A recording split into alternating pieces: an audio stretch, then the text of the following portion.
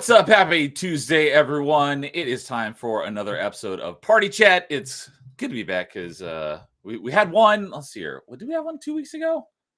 Yes. No. I was planning on debuting Party Chat, not debuting, but bringing it back 2 weeks ago. But because of my schedule, I wasn't sure if I was going to make it or not. So I was on Dark Avengers with you guys, which is essentially Party Chat 1.5.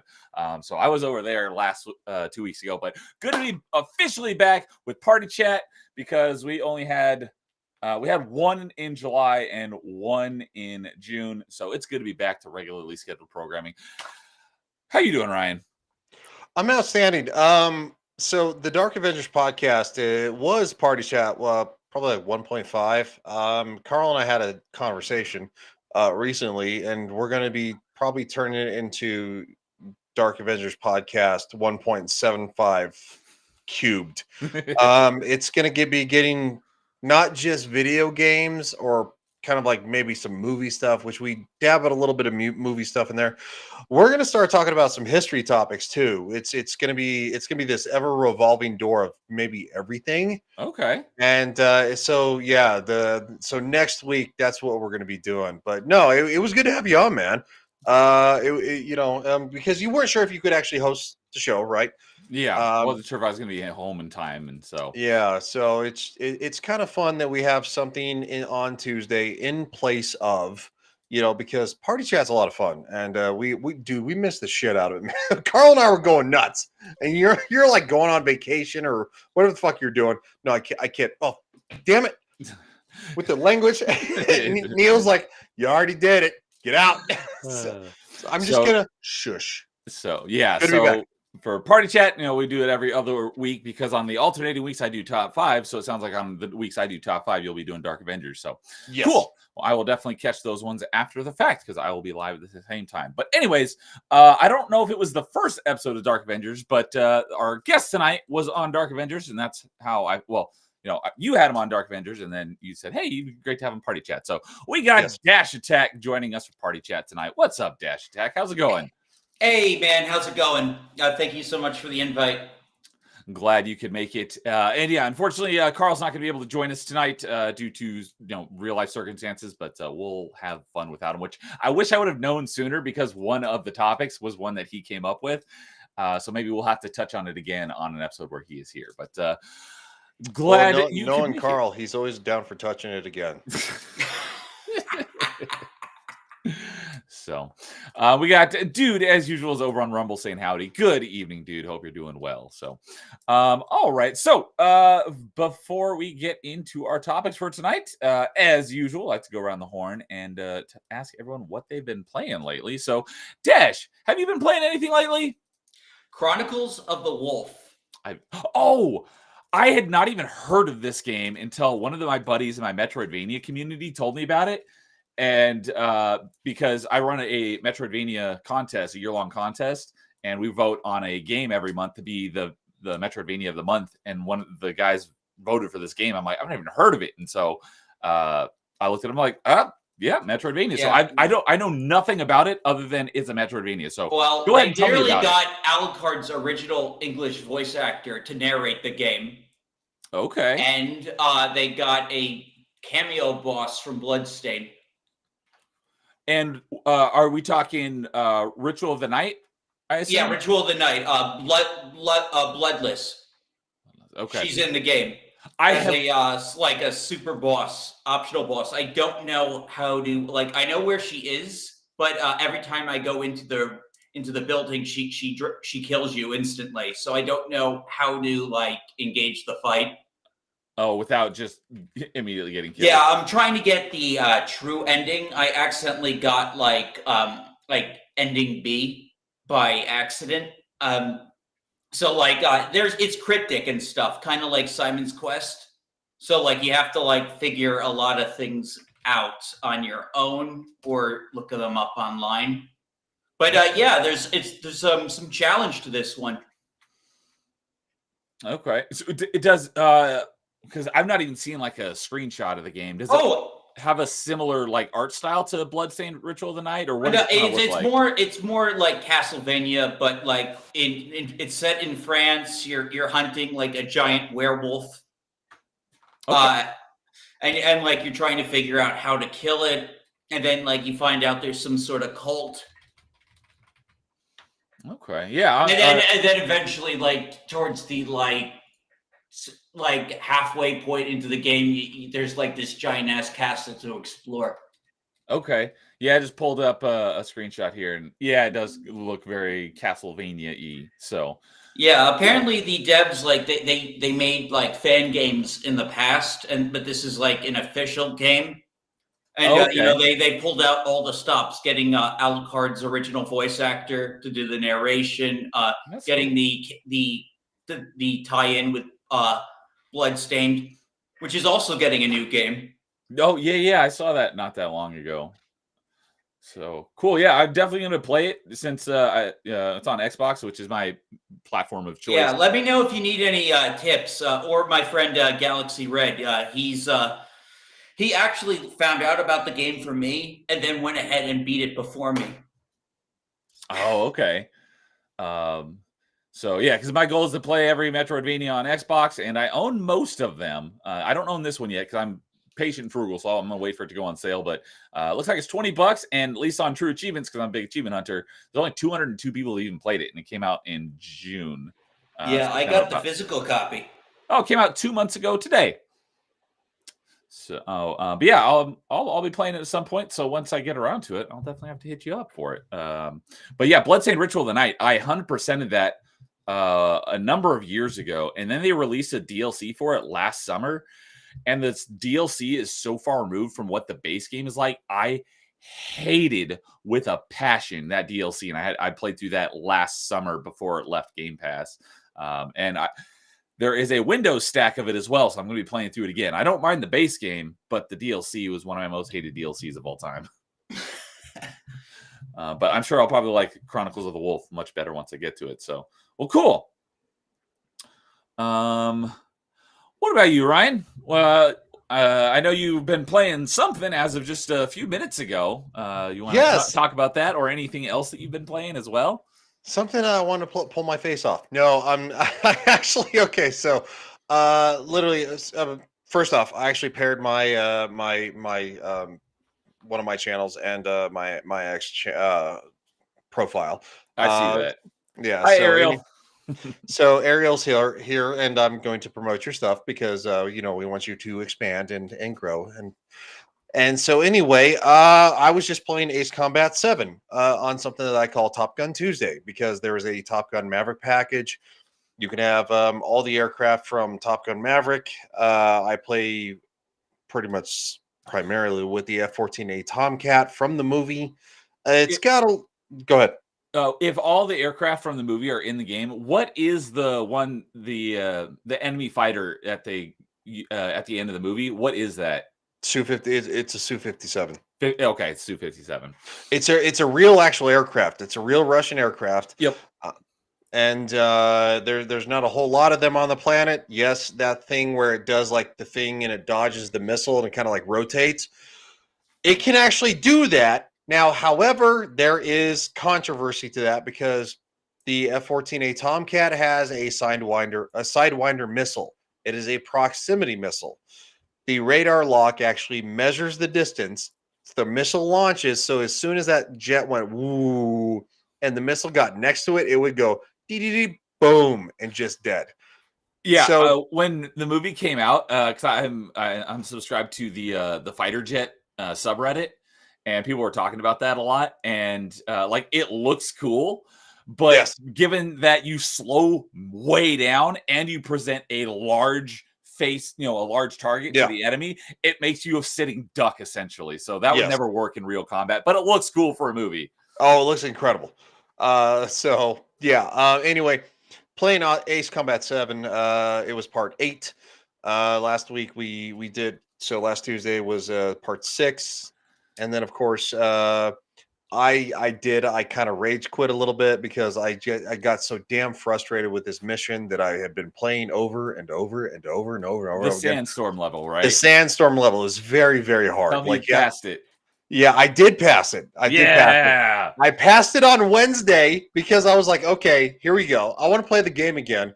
And I was like, it's Ace Combat. It's Top Gun Tuesday on a Wednesday, and it's Ace Combat 7 Part 7. Ariel has not seen it. She has not seen me beat it. And there was another level where like you have SAM sites. It was very, very similar to Top Gun Maverick, which came out after the game, which kind of makes me think the movie took from the game a little bit. And maybe there's a partnership or dual riders. I don't know. Because you're flying through these mountainous canyons. And if you go above the clouds, these SAM sites lock on and they shoot you. And so anyway, beat that. Had a lot of fun. Played it tonight. Made it a good amount of ways, but I'm on this like Pearl Harbor kind of level, and I'm trying to take out these frigates, these destroyers, and cruisers just using missiles and guns. And it's timed, which I hate the time limit. But anyway, you can not beat it, as I've discovered as of right now. In the time limit, I have to figure out how to beat it. So anyway, that's what I was playing just recently. Last Friday, Holly and I, Icy and I, we played some Black Ops 6 Zombies. We had a lot of fun, and then her hardware crashed. So that's why I actually played I played another part on that stream. Was that part 8? I don't know. There's so many parts. I need to figure it out. I might have fucked up. Anyway, so sorry. I might have fooled you. Anyway, I'm having fun. I'm here. We're going to talk about video games. Dash is here. And, he's a good dude. We hang out on Ryan Roger Thay's channel quite a bit. Okay. And we talk about video games. And, yeah, it's going to be fun. Speaking of Black Ops, did you see the Black Ops 7 trailer today from the Gamescom? I have not, and I have not seen the Fallout Season 2 trailer. Ariel says Ryan's a new girlfriend. Dash is not a girl, but okay. All right. As for myself, so you were playing a level that you were stuck in a level that was based on sand. I was playing an entire game based on sand. I finished it 3 or 4 days ago. I was playing Atlas Fallen, if anybody even remembers that game. I believe it came out August of last year. I think it was day one Game Pass, but it's an action RPG hack and slash. It was very mid. It wasn't bad. It wasn't great. Nothing really like stood out, but it was announced as leaving Game Pass, and then it was unannounced as leaving Game Pass. And people were saying, I'm still seeing that it's leaving Game Pass, and myself, I never saw anything that said it was leaving Game Pass. So I was like, I'm going to take it, knock it out right now just to be safe so I don't get screwed with a game that I started and then it leaves Game Pass and I can't complete it without buying it. So I knocked that out and it was not bad. I think I gave it like a 3 out of 5. So it was very, very mid. So but then I played one of my favorite games from my childhood and the remaster, which came out probably like 2 years ago now. And I finally just got around to playing it. The beginning of my favorite series of Star Wars games. That was Dark Forces, which introduced me to Kyle Katarn as a kid, who was my second favorite Star Wars character. It was great playing through that game again for the first time, probably since my childhood. I think I played it once as an adult, but I had played through that real short, quick game. It was like the estimate was like 6 to 8 hours, and I think I completed it in 7 hours and 54 minutes. So like the time estimate was spot on, and it was great reliving that nostalgia with a nice new coat of paint. So because for the challenge that Carl and Canadian and I are in, you get bonus points for playing multiple games in a franchise. So before the end of the year, I'm also going to be doing Jedi Knight, which is the next game in the series, then Mysteries of the Sith, then Jedi Outcast, and then Jedi Academy, which is my all-time favorite Star Wars game. You're playing them in chronological order instead of release order. Nice. Yes. Well, no, that is release order. Oh, no, 2, Academy came first. No, Academy was the last one because Outcast was, I believe, 2003 and Academy was 2004. They came out like 1 year. Hold on now. I can Google it if anybody wants. Yeah, because it's called Jedi Knight 2, Jedi Outcast. Yeah, Jedi Outcast came out 2002, and Academy came out 2003. How's that possible? Why'd they call it 2 then? The naming convention for these series of games is really confusing because there's Dark Forces, then there was Dark Forces 2 Jedi Knight, and then Jedi Outcast is actually Jedi Knight 2 Jedi Outcast instead of being Dark Forces 3. And then if you wanted to keep the naming convention going, it would Jedi Academy would be Dark Forces 4, Jedi Knight 3, Jedi Outcast 2, Jedi Academy would be the full title. Oh my God. Yeah, so just for the record, Dash, he's a little autistic when it comes to stuff. It's my his favorite series of Star Wars games. It really is, and it's a great franchise because I've actually played the I haven't played Dark Forces. I do own it on Steam. But I played Jedi Knight, Jedi Outcast. Yeah, I beat Jedi Academy, and Outcast was a little too hard because you don't get the lightsaber in time. Oh, hey, Low Expectations. What's up, Lowest? So, he says boo. I don't think that's fair. There's no black people here. That's not nice. Oh, no. Sorry. But yeah, so Dark Forces is just a first-person shooter. It's basically, I know. It's like Doom. They remastered it recently. Yeah, it's Star Wars Doom, and I never played Doom until after 2016. So Dark Forces was my Doom back in the day because I played it, back when it was boomer shooter. Yeah. But Jedi Knight, you actually become a Jedi and get force powers on a lightsaber, and then Jedi. There was an expansion called Mysteries of the Sith. You actually only play the first 4 levels as Kyle, and then you play the rest of the game as Mara Jade because he takes her on as his apprentice. And then he goes off to explore some temple, and then he loses contact, so Mara goes and looks for him. And then Jedi Outcast, you play again as the lizard Kyle. guy, and you try and regain your force powers. Yeah, you play as Kyle again, and that the lizard guy you mentioned, that's Dasan. And yeah, because of what happened in Mysteries of the Sith, you gave up the Force, and so you don't have any Force powers. You're just basically a bounty hunter again, and so you don't get your lightsaber until about a third of the way through the game, and then it goes from a first-person shooter to a third-person hack and slash with Force powers, essentially. And yeah, everything that Narshadad level is so fucking hard. Yeah, a lot of snipers in that level. But Jedi sucks no matter what. Jedi Academy, though, you start out. Kyle is your mentor, and you start out with a lightsaber from. Yep, I completed and beat that one. And who's that asshole friend of yours in that game? Rosh Tenon. Rosh, yeah, fuck Everyone Rosh. hates Rosh. Sorry, no cursing. You did say no cursing. Yeah, it's fine. Yeah. I appreciate the trying to keep it family friendly, but yeah, everyone hates Rosh. Yes. Darn Rosh.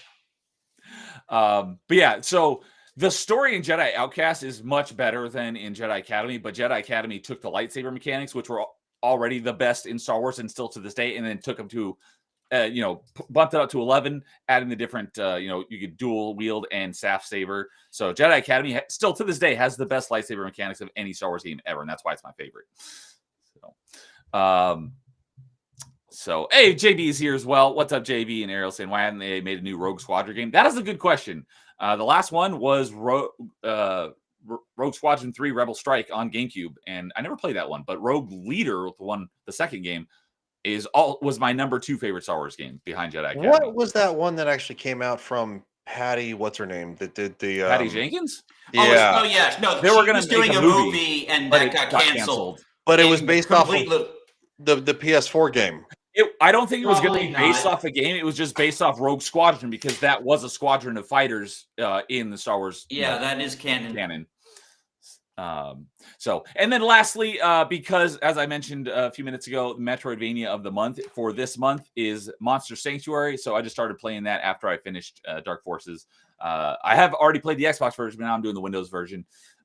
And it's basically a pixel art 2D Metroidvania platformer crossed with Pokemon. And it's a turn-based RPG, and it's really cute. And given that I typically don't like turn-based RPGs, it's not bad.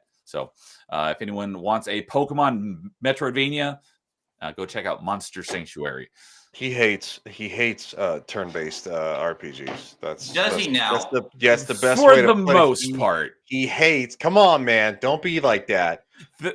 Like Monster Sanctuary is one that I enjoyed because it was. I'm kind of unique. I like both action and turn-based RPGs, which is why I was able to enjoy Final Fantasy 16 and why other people hated Final Fantasy 16. But I also love Clair Obscur.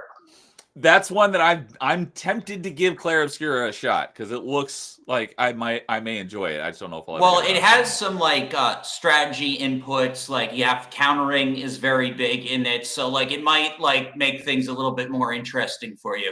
Yeah, it's like a very action turn based. Oh, that's another one. I liked the South Park RPGs. Those were pretty fun. So, but yeah, dude, saying Neo's channel is PG-13 because you're allowed one F-bomb per show. Nice, I got my one F-bomb in. Wait, what the? No, I'm kidding.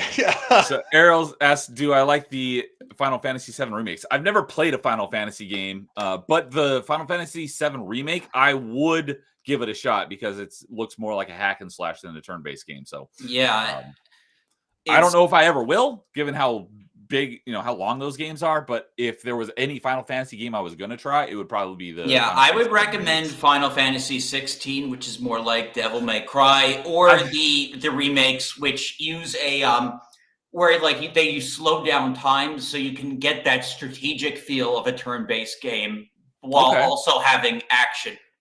Gotcha. Okay. Yeah, I've had a few people have recommended Final Fantasy 16 to me, and they said they think I would like it. So if I ever give Final Fantasy a shot, it's definitely going to be some of the newer ones. I know a lot, some of the hardcore purists are like, "Oh, it's not Final Fantasy." But it's like, what Final Fantasy was does not interest me. What Final Fantasy is does somewhat interest me. So yeah, a lot of people like, there's definitely like a lot of people that like to go back to their roots, which is why like I like 16, which because it was like a traditional fantasy, but more like Game of Thrones. So it in a way it was back to basics, but also it was like different. So okay. If that makes any sense. Yes. It's same but different. Again. But yeah, and I saw that you subbed to my channel, Dash, so I appreciate that. And I reciprocated you're welcome. in kind. So thank you. Subbed it back to you. Ariel, what are you talking about? Now he's showing his face. Well, yeah, because you got called out for it. I got the Jew hair going on, and I'm not Jewish. I'm too tall to be Jewish. So, all right, with Neil's that, like Jesus. We will get into our topics for tonight. So, first topic on the agenda is what is a game you wish you could unplay? And this is actually a spinoff of another idea I had that we actually haven't talked about on Party Chat yet, but I specified in it because the other idea is what's a game you would wish you could forget, but because you liked it so much, you want to play it again from scratch without knowing it. That'll be in a future one. But today we're talking about what's one that you wish you could unplay and remove from your memory because it was so bad you never want to remember having played it. So, Dash, do you have a game that you wish you could unplay? Dead Rising 4. Okay. I played the demo for Dead Rising, and I did play Dead Rising Case Zero, which was like a little spin-off, but that's about it. So I know of the Dead Rising games, but I haven't really played them. So what was so bad about Dead Rising 4? Well, they removed like a bunch of mechanics. Frank West was completely out of character. Like, the humor was off. Like, it just like it wasn't like it was just subpar. They removed the psycho bosses, which are a big staple of the franchise. The psychos. Okay. Like they're like the Mega Man bosses of the Dead Rising series. Now you're talking my language.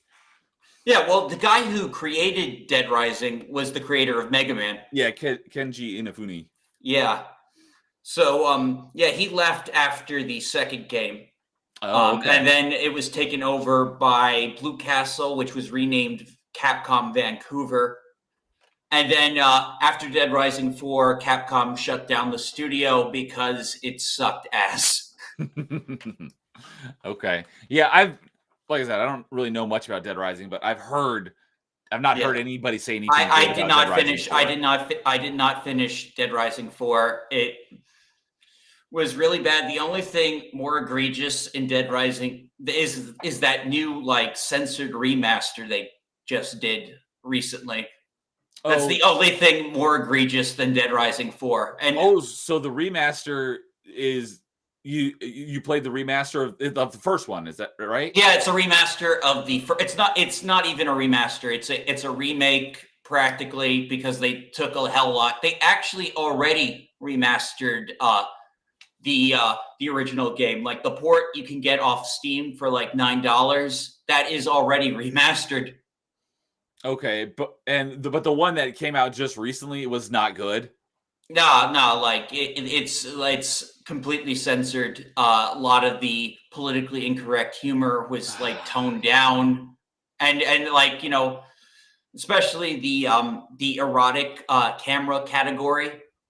Like so, like no more points for sexy shots. That's not surprising, but yeah, freaking censorship. Yeah, I know. It's just like the game was rated M for mature. Like.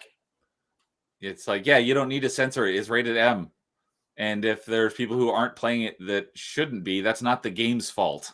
Yeah, like it's from 2006. All right. So if I was to go and play them, you would recommend playing the first one and not the remake of the first one? Yeah, it's a stable port. It's a stable port. You can get it on Xbox. You can get it on PlayStation, PS4. It's a very stable port. Just simply Dead Rising. Let's see here. Oh, I wonder if I have it. Nope, I do not. I was thinking, if they ever gave it away for games with gold, then I would. Well, that's the thing. I noticed, like, since the deluxe remaster came out, they have not been putting it on sale, but they have permanently reduced the price of it, and they're not delisting the original, which is good. Well, on Steam, I'm assuming PC gaming is where you play your games. Oh, I have multiple consoles, actually. I have a PS5, I have an Xbox One, and I currently also have a Wii hooked up, like, in my little hodgepodge of systems, and I also got the Switch too. Okay. So if a game comes out on basically every platform, which platform are you playing it on? Depends if I want physical or not. Okay. Yeah, so like if it's like I want like the best graphics and I just want quick access, I'll get it on Steam. If I want like a physical copy, I'll get it on either PlayStation or Switch. Okay, because yeah, I just pulled up Dead Rising on the 360 one. Obviously, you could get it physically, but the digital one has been delisted, and I didn't realize this till just now. That game is not backwards compatible. I figured that one would be a shoe-in for backwards compatibility. Oh no, wait, the original isn't delisted. On the Xbox store, it is. Oh, on the Xbox store, really? Yeah. But yeah, obviously you can still get it physically. But yeah, the digital version on Xbox is delisted, and I didn't realize it's not backwards compatible. I figured that would be a. Oh, but no, like there's an Xbox One version of it that should. That's probably why there were a lot of games where they released like an Xbox One version, and they made the original one not backwards compatible. So if you want to play it on newer hardware, you have to rebuy the game. Scummy, but that's another thing where I always give Ubisoft props, because all the Assassin's Creed games that are on 360, even though a lot of them have Xbox One versions, you can still play the 360 ones. Yeah, credit where it's due. So, all right. So, what about you, Ryan? Do you have a game you wish you could unplay? Yeah, it's this one. No, I kid. I'm just. I'm glad that I. No. It's not Ace Combat. I'm making a joke. I'm glad that actually, that Dash is actually on, because he's a massive video game fan, and just listening to you guys go back and forth about video games is the reason I invited him on. But no, the one that I actually wish I could take back, I did, of course, by my own volition, and just wrongfully so. Dustborn. I have. I don't blame you, man. I played that. Was self-inflicted. It was self-inflicted. I have not finished it. I'm going to finish it because I'm not insane like Neo, who I have to complete every single thing in the game. I'm not a completionist, but I want to insane like dude. He's got way harder completions than I do. Oh man! I mean, I believe you, but you're pretty rough, man. Like I am a completionist, but he's an even bigger completionist. Are you doing the Hank and Betty side quest? Who, me? Yes. Oh, I don't think I've actually gotten that far. I made it. You would have to have started when you reached the first pit stop with the robot. So it sounds like Dash played this game too. Okay, yes, I did opening day, and it's my biggest stream. My biggest stream on my channel is the first stream of Dustborn, because that's funny. People did not know just how bad it was going to be until it came out. Yeah, so I'm actually I made it to the first checkpoint, where you get on the bus, right? And then of course I think I made it to the woods, and I haven't made it out of the woods. Yeah. So you haven't gotten to that part yet. So like, there's a robot, and like, he has a crush on another robot named Betty, and like you have to like, you give all these like stuff to all these Bettys and Hanks of the same model that each have the same backstory. And so it's like this stupid love quest that you do throughout the entire game. That sounds more fun than listening to the stupid ass NPCs that are actually literally characters voiced by actual people talking about, because I would play the game, and like every 90 seconds or so I would have to stop and go, oh God, what the fuck? Because it was all about my police, my police bad, defund the police. Oh, this is fucking crap. Oddly enough, the Bettys and the Hanks are definitely far more likable, probably because they are just robots with scripted backstories that were meant to be like relatable. Yeah.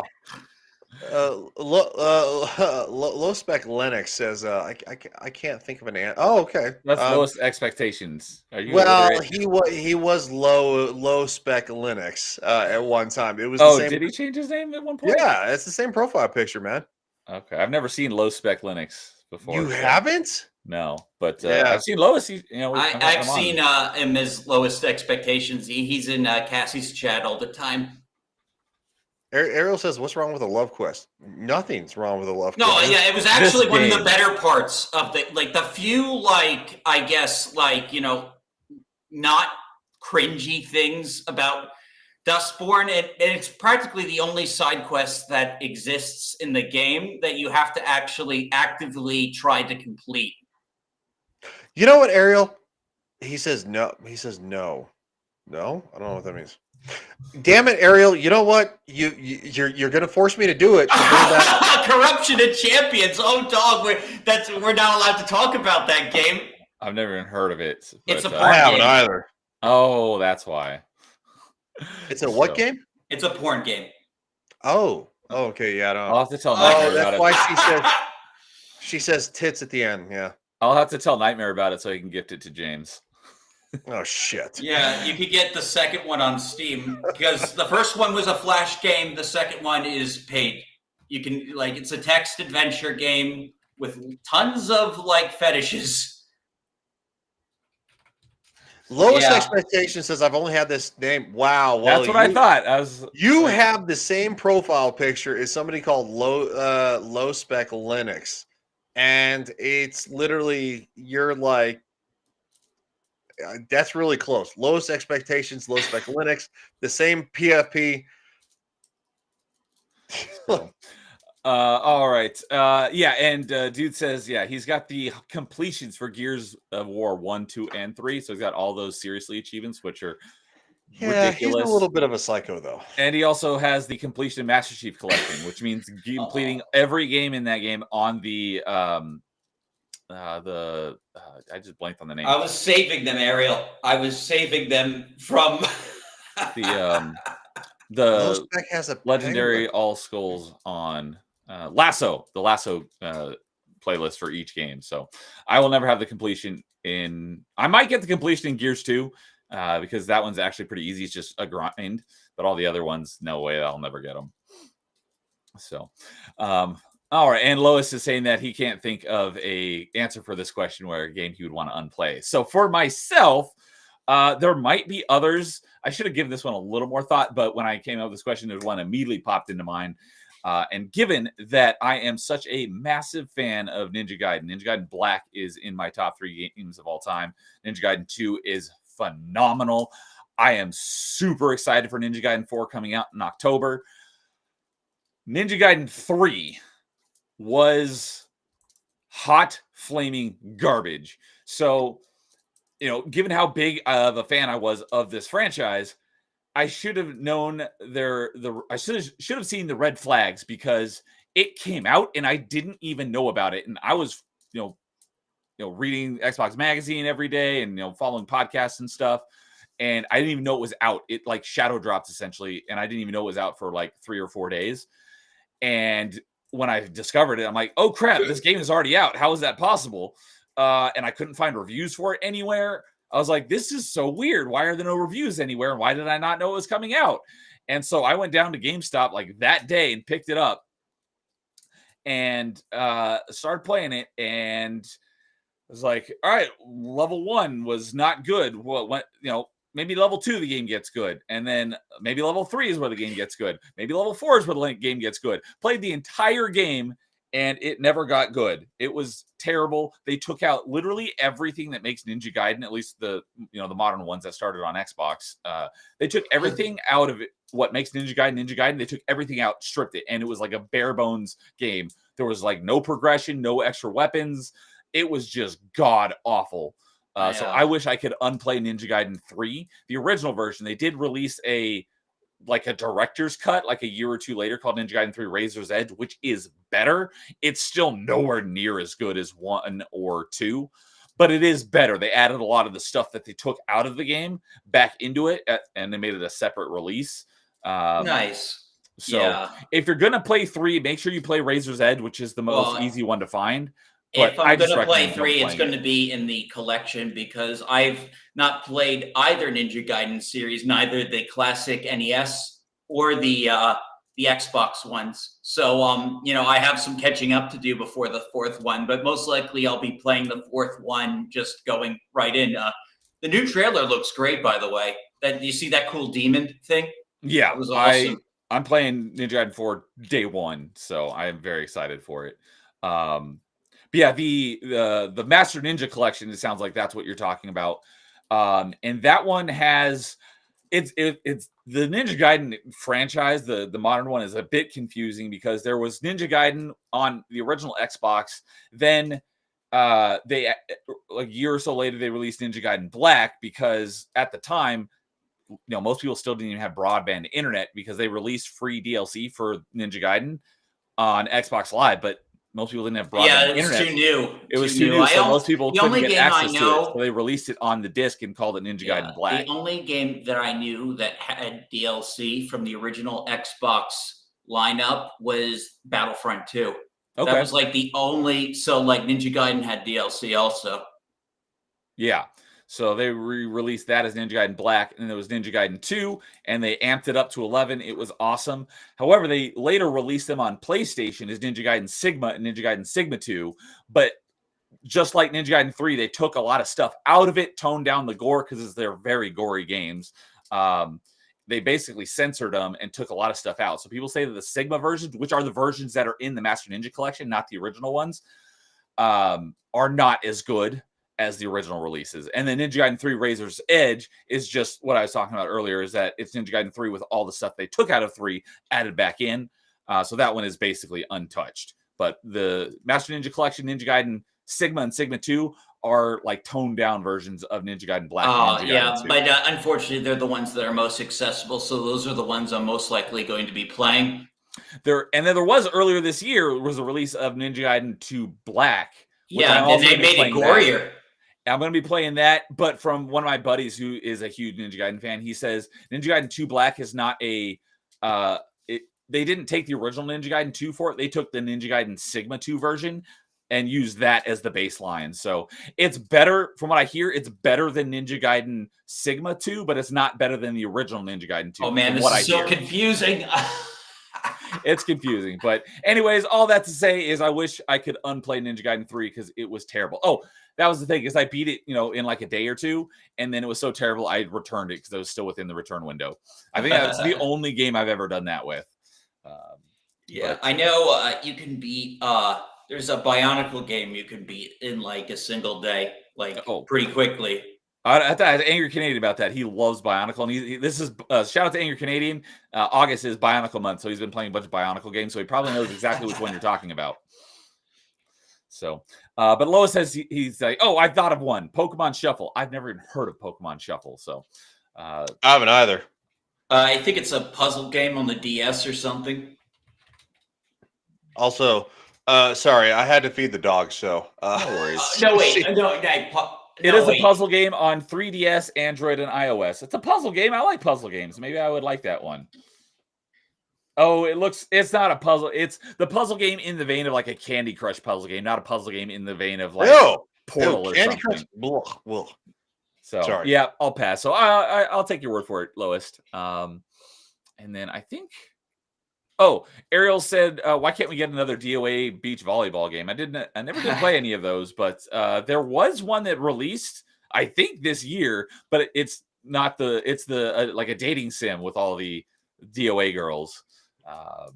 It's like Project Venus or something like that. I don't remember. Wait, I think Venus is in the name.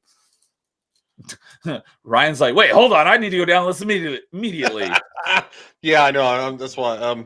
Stream Project dating sim. Let's see here. It's Venus Vacation Prism, Dead or Alive Extreme, and it's the dating sim with DOA. So there's that one, but it doesn't have the volleyball in it. So wait, it's not on Steam? No, it is on Steam.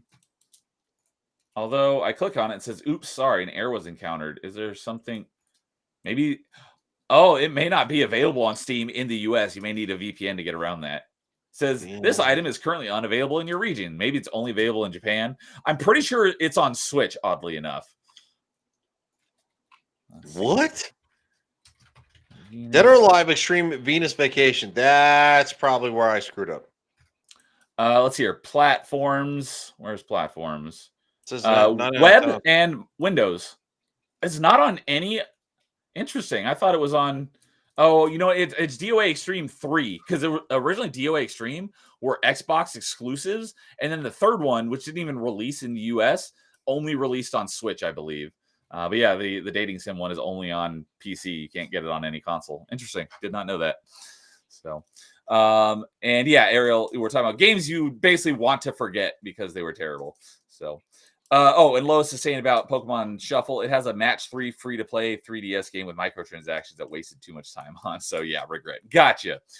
And yeah, dude saying the Dead or Alive is only available in Japan. Ah, okay, because everywhere else is gay. Well, good thing I have a Yeah, it's look, and I'm not modern gaming. That's why my channel exists. Not to be gay, but to like call shit out, crap out, poop out. Yeah. So, and Nerd Takes dropped in the chat. What's up, Nerd Takes? Good evening, sir. Good to see you. So, and then I will be mentioning him here on our next topic. But anybody else have any other games that they thought of that they would like to unplay? Not off the top of my head. No. I've it's only been recent stuff, quite frankly. So, all right. Well, that will move into our next topic for tonight. And great timing, Nerd Takes, because for anyone who doesn't know, on the night before Party Chat on Metroidvania Monday, for anyone who sticks around to the end, I usually give a preview of Party Chat's topic. So, he was there while I was giving a quick list of what we're going to be talking about tonight, and he gave an answer to this one. So, shout out to Nerd Takes for the answer, but I'll get to that in just a moment. So, anyways, speaking of remakes and remasters, Dead Rising being a prime example of how not to do it, apparently. What is a game that hasn't been remastered or remade that you would like to see get a remake or remastered, but done correctly, not any of the, modern gaming garbage? So, Ariel wanted to say that Mortal Kombat versus DC she would like to unplay. So, I've never played them, but I've heard that one's bad. So, what is a game you guys would like to see treated properly get a remake or remaster? So I'll go ahead and start with Nerd Takes, because he's the one that shouted this out in chat last night, and I completely agree with him, because Splinter Cell is a game near and dear to my heart. I love the Splinter Cell franchise. What I think they should do is because there's... Oh, we lost Ryan. Hopefully he'll be back in a moment. But there have been rumors for a while that they're doing a remake of the original Splinter Cell. who knows? It's like I would rather get a new game in the franchise. The last Splinter Cell came out with Blacklist in like 2013, so it's been a while. I want to see, because the original games still play great. But if they're going to do a remake or remaster, I would love to see them do a remastered collection of the first 3 games, because Chaos Theory is easily the best Splinter Cell game. But I do love them all. Probably my least favorite is Double Agent, which was the one that came out after Chaos Theory. But if they did a remake or not remake, because they don't really need to do anything other than give the graphics a little bit of a facelift, a remaster of the first 3 games, do that as like a collection, I would be on top of that day one. So that was Nerd Takes answer last night when I was throwing out the topic. So shout out to Nerd Takes for that one. So I do have an answer, but let's go with Ryan. Do you have a game that you would like to see get a proper remake or remaster? Yes, absolutely. Sorry about that. I had to reload my screen because, quite frankly, for some reason, Restream on it like dropped the chat out. I couldn't see anything. Oh yeah, it's done that for me too. Did your refresh work? Yeah, the refresh worked, but it dropped me out, and Neo had me to bring me back. So, okay. So I'm gonna do that too. You can go answer because I want to see the chat. Okay. Yeah. All right. So what I'm gonna say is I want to shout out a proper remaster is actually going to be this is just a shout out. The Thing remastered looks beautiful. It looks awesome. And but something I do want to see remastered. You've been talking about that game for a while. Have you still not played it yet? I haven't had a chance to play it, but it looks. But the thing is, it's a remake. It is not a no, I'm sorry. It's a remaster, not a remake. Okay. That is a big difference to me, because when you say remake, it's like, okay, well, we changed some things, and I'm like going, all right, what'd you do? Yeah. Like I consider remaster basically just up-resing the graphics, and then remake is like when they actually start changing. The thing is, like, the line is getting blurred because a lot of like remasters are actually remakes, and but I have one that is very primary on this one. I'm gonna say takes the lead for me personally. Yeah, I'm gonna say this one is number one. It is the game called Indigo Prophecy. Oh, okay. I know. Yeah. That was David Cage. That was PlayStation 2. That game. I think that was on original Xbox as well. Yeah, I know I have it on Steam.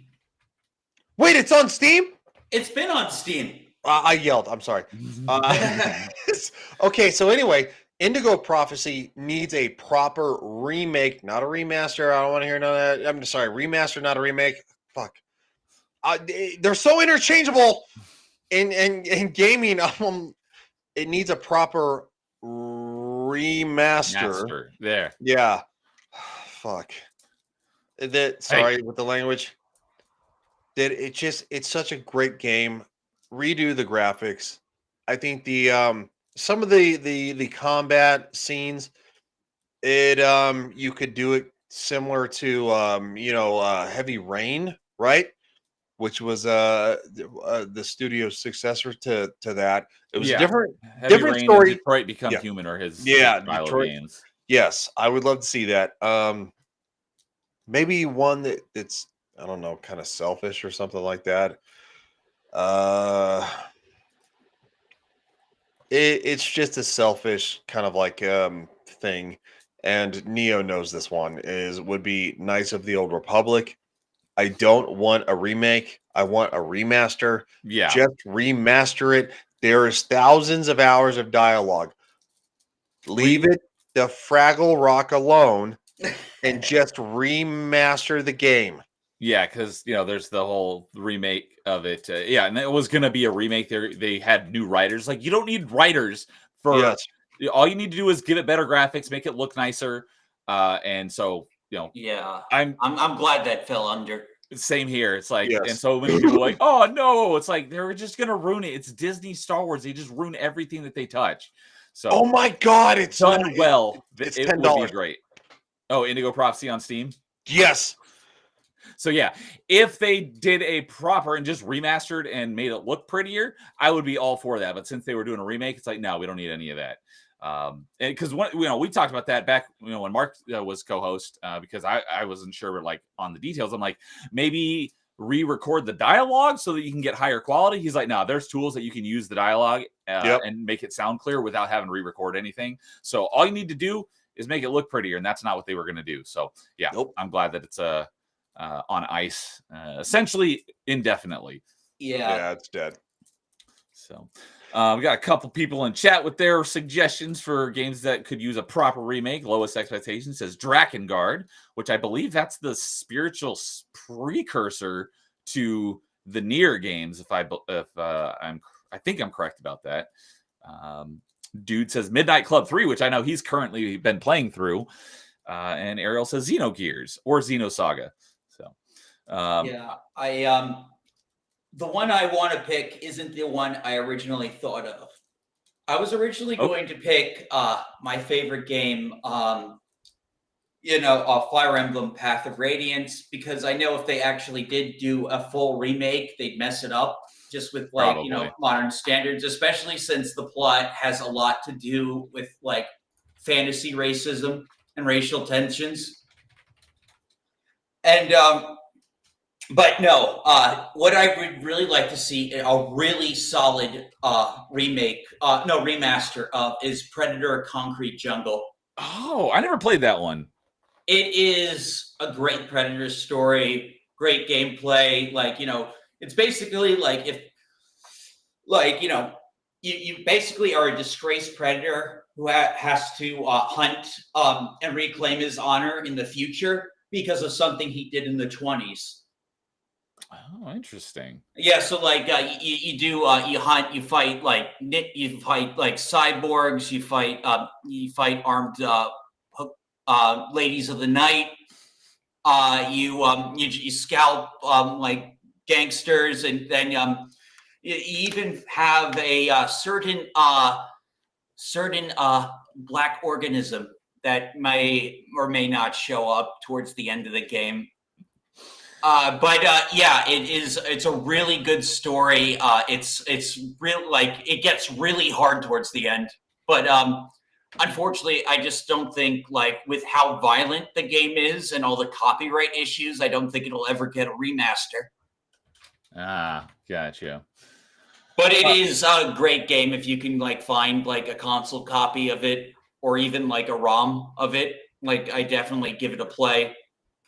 Ariel says she still owns those games. Xenosaga, not Concrete Jungle. Nice. Okay. Well, I hadn't thought of this for this one, but I'll piggyback off that a little bit because I would absolutely love to see a remaster of it. Because not the only one, but I did play the Alien vs. Predator game on 360, and it was pretty good. But the Alien vs. Predator game from the late 90s, early 2000s was awesome, and I didn't even know it was on Steam until recently, and it's only $5, so I picked it up. I haven't played it on Steam yet, but the Alien vs. Predator Classic 2000 on Steam is a great game. I would, given that a facelift would be awesome, I would absolutely play a remaster of that. But my number one answer for this question, I've talked about it a few times on some of my streams. I don't know if I've talked about it on Party Chat before, but remember, done well, because without that caveat, some people would be like, sacrilege, heretic, burn him at the stake. I would love to see Super Metroid get remastered, and it looks and plays like Metroid Dread, because I recently just played through all the Metroid games, and so many people like Super Metroid is their favorite Metroid game and one of their favorite games of all time. It's a good game, but there are a lot of little quirks about it that it's very dated. One of my biggest issues is that all your equipment is all tied through one button. So you have to cycle through everything every single time you want to use something different, which is a pain in the butt. Whereas in Dread, they're all separate buttons, so you can do everything with basically a push of a button. Give it a facelift so it looks like Dread and it's more smoother.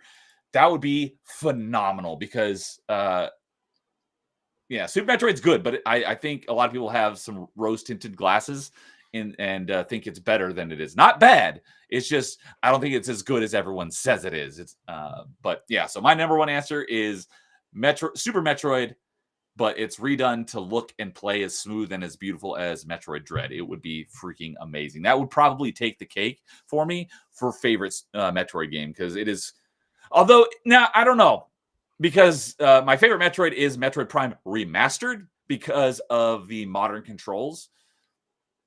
But a Super Metroid Dread would probably be on par with it. So that you excited for Prime 4? Absolutely. That is one of my most anticipated games of all time, because I absolutely love Metroid. Metroid is my second favorite franchise behind Mass Effect, and the reason why I played through all the Metroid games recently is because last year I started doing Metroidvania Monday, and so I've been playing through all the Metroid games. And once I'm done with all the Metroid games, then I'll play other Metroidvanias. But I just started last week. I started Metroid Prime 3, so I'm about I did not a third of the way through Prime 3. I did not appreciate Metroid as a kid, but as an adult, I love it. And I did just get caught up on the Prime series. I'm playing Hunters right now on my 3DS. I had to track down an authentic copy because the one I got from Walmart was a fake. Interesting. So just I never had a 3DS. The 3DS is backwards compatible with the Yes, it is. Okay. Yeah, it is backwards compatible, so I can play DS games. Okay. So, yeah, I was planning on doing that on stream, but I'm having some troubles getting, because I play for Retro Achievements, I'm having trouble getting the emulator to work properly with the touchscreen and be able to do Retro Achievements. Yeah, I can do one or the other. I haven't been able to get them to do both. It's a very touchscreen heavy game, so that might be a little difficult. I don't know how you're going to work around that. There's an emulator that maps all of the touchscreens actions to buttons, but I can't get that to work with the Retro Achievement. So if I can get them both to work concurrently, then I'll stream it. I just don't know if I'm going to be able to get those to work. But and that'll be the first time. When I do, I am absolutely going to be replaying it. Whether I do it on stream or not is I'm not sure. But when I do replay, it'll be the first time I actually make it through the whole game, because Prime Hunters I never actually finished because I got lost and couldn't figure out where to go. Yeah, it's pretty cryptic and hard. I'm not sure if I'm going to finish it in time, but I just because a character like the Rinsler, I think his name is. We were talking about all of the in Metroidvania Monday last night. We were talking about the bounty hunters in Hunters, and they are actually different ones than they are in Prime 3. And someone in chat looked them all up and mentioned all their names, but I don't think I heard that as one of the. Oh no, but names. He's the blue guy, the electric guy. He's in Prime 4. Oh, that's Silex. Silex, yeah. So Silex, I got his name wrong. I cannot wait for Prime 4. If it was going to be a Switch 2 exclusive, it would tempt me to get a Switch 2. But since it's going to be on Switch as well, I'm just going to play the Switch version. But that'll be probably the second game I get on day one since 2014. Because the last time I pre-ordered a game and got it there have been other games where I played on day one, but they launched directly into Game Pass, so I didn't have to buy them separately. So the last game I actually bought and pre-ordered for day one was Destiny 1 back in 2014. Until today, my most anticipated game last year is finally coming to Xbox today, and that's Black Myth Wukong. So I had that pre-ordered. I'll be able to play that. And literally right now, because on this Xbox store page, it says August 19th at 7 p.m. It's literally 7 p.m. right now, so I could finally go and play it. So as soon as we're done with the stream, I'm going to boot it up and play Black Myth Wukong. Yeah, good joy. So that's the second game I pre-ordered, and then Prime 4 will be the third one in basically over a decade. So I cannot wait for Prime 4. So kept catching up on chat here. Errol says, some old SNES games, Lufia and Lufia 2, and Shining Force 1 and 2. I've heard of Shining Force, never heard of Lufia, but I'm assuming they're probably JRPGs. Yeah, Shining Force is like Fire Emblem, though easier and more fantastical units. You get centaurs and bird people and stuff as units. It was really cool. The character designer passed away. I don't know how long ago, but he also made another game that was never officially brought to the West, which was basically Shining Forces, but edgier. I think it was I forget what it was. Oh, FIDA, emblem of something. Yeah, but Shining Force is really cool Sega franchise. They should really bring it back. Okay, yeah, looks like it got some support from Lois saying Shining Force 1 and 2 remaster would go hard. Ariel says kicks kitten. Why can't we have what we want? Yeah, I got the Sega Genesis Mini 2 just because it had Shining Force CD on it, and that's like, I'm not getting a Sega CD just for that game, or finding an emulator for it. So yeah, I have that. So I basically own Shining Force CD. So Ariel's saying, tell the truth, you were playing Metroid games just to see side boob. Nope.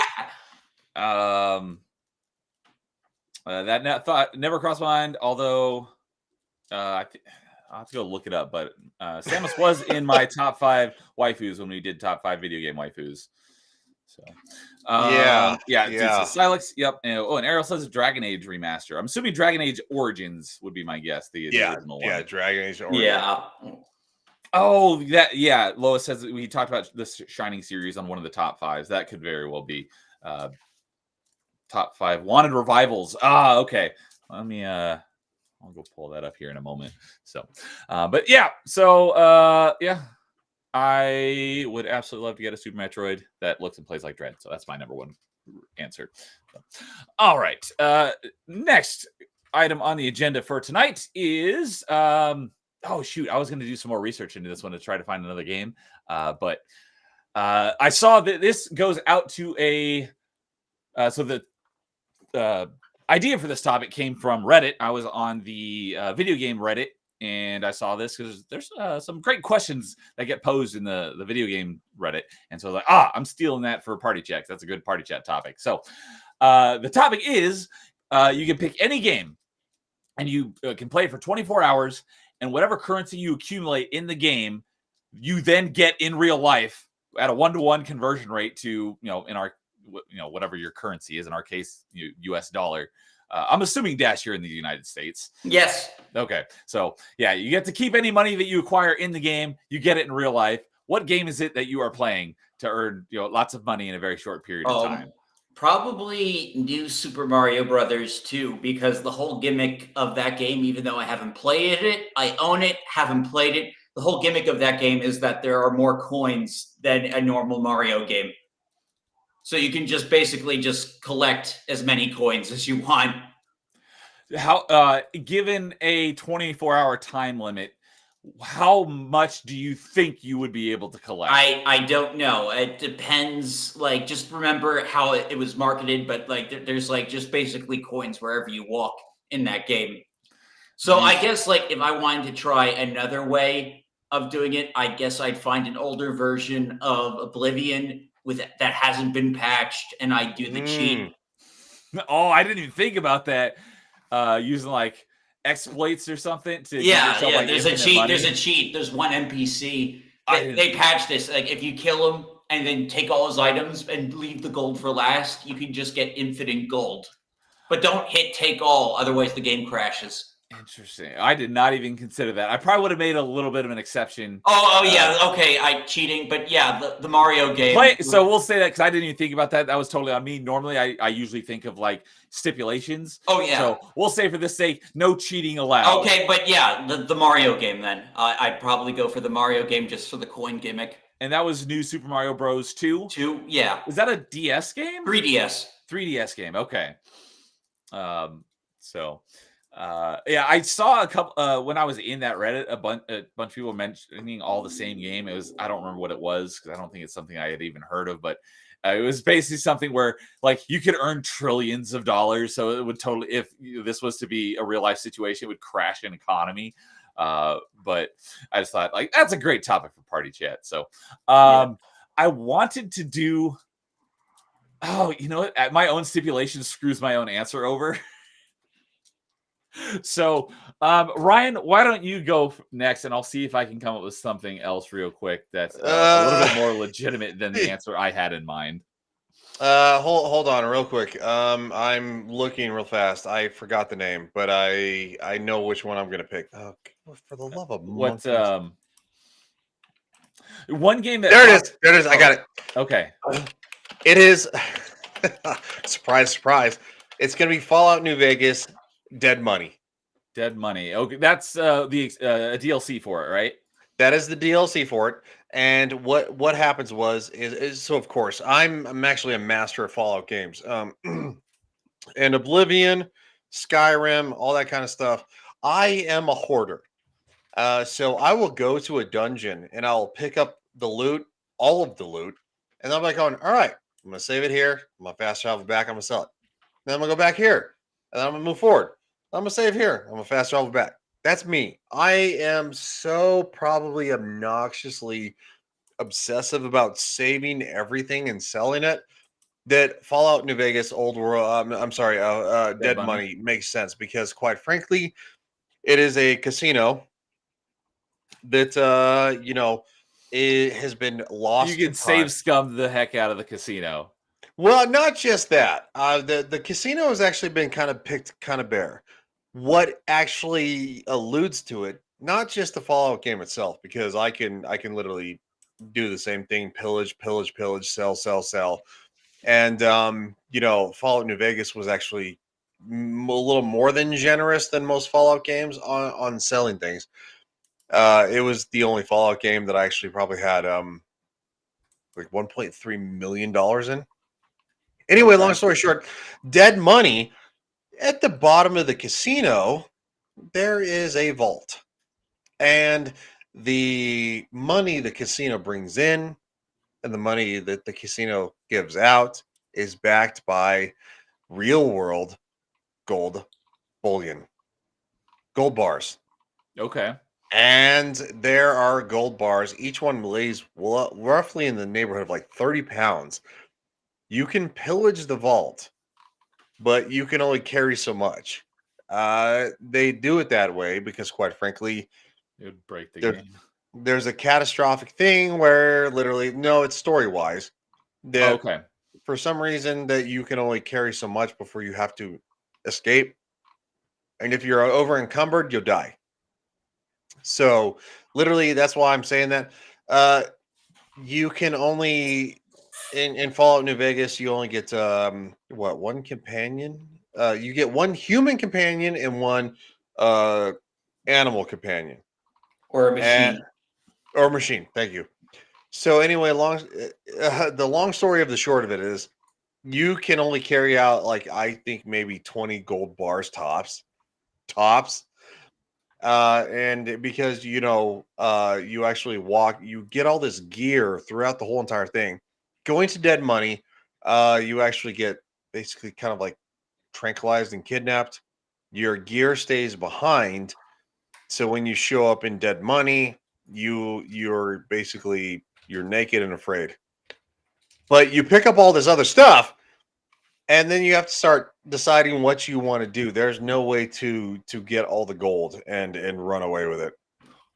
But so that's where I would probably go, because quite frankly, in Fallout, if there was unlimited carrying capacity and selling capacity, and I mean that there were parameters on who you could sell to, what times you could sell, and stuff like that, I could make probably 5 million easily in 24 hours. Make a lot of trips back and forth to the vault. Oh, that's all I do the whole entire game. Kill an enemy, loot him. Kill this, go there, loot that, loot the vault, loot this, loot that. And it's really not that hard. How much did the gold bars weigh? Roughly, I think each gold bar weighed about 20 pounds, 25 pounds. Okay.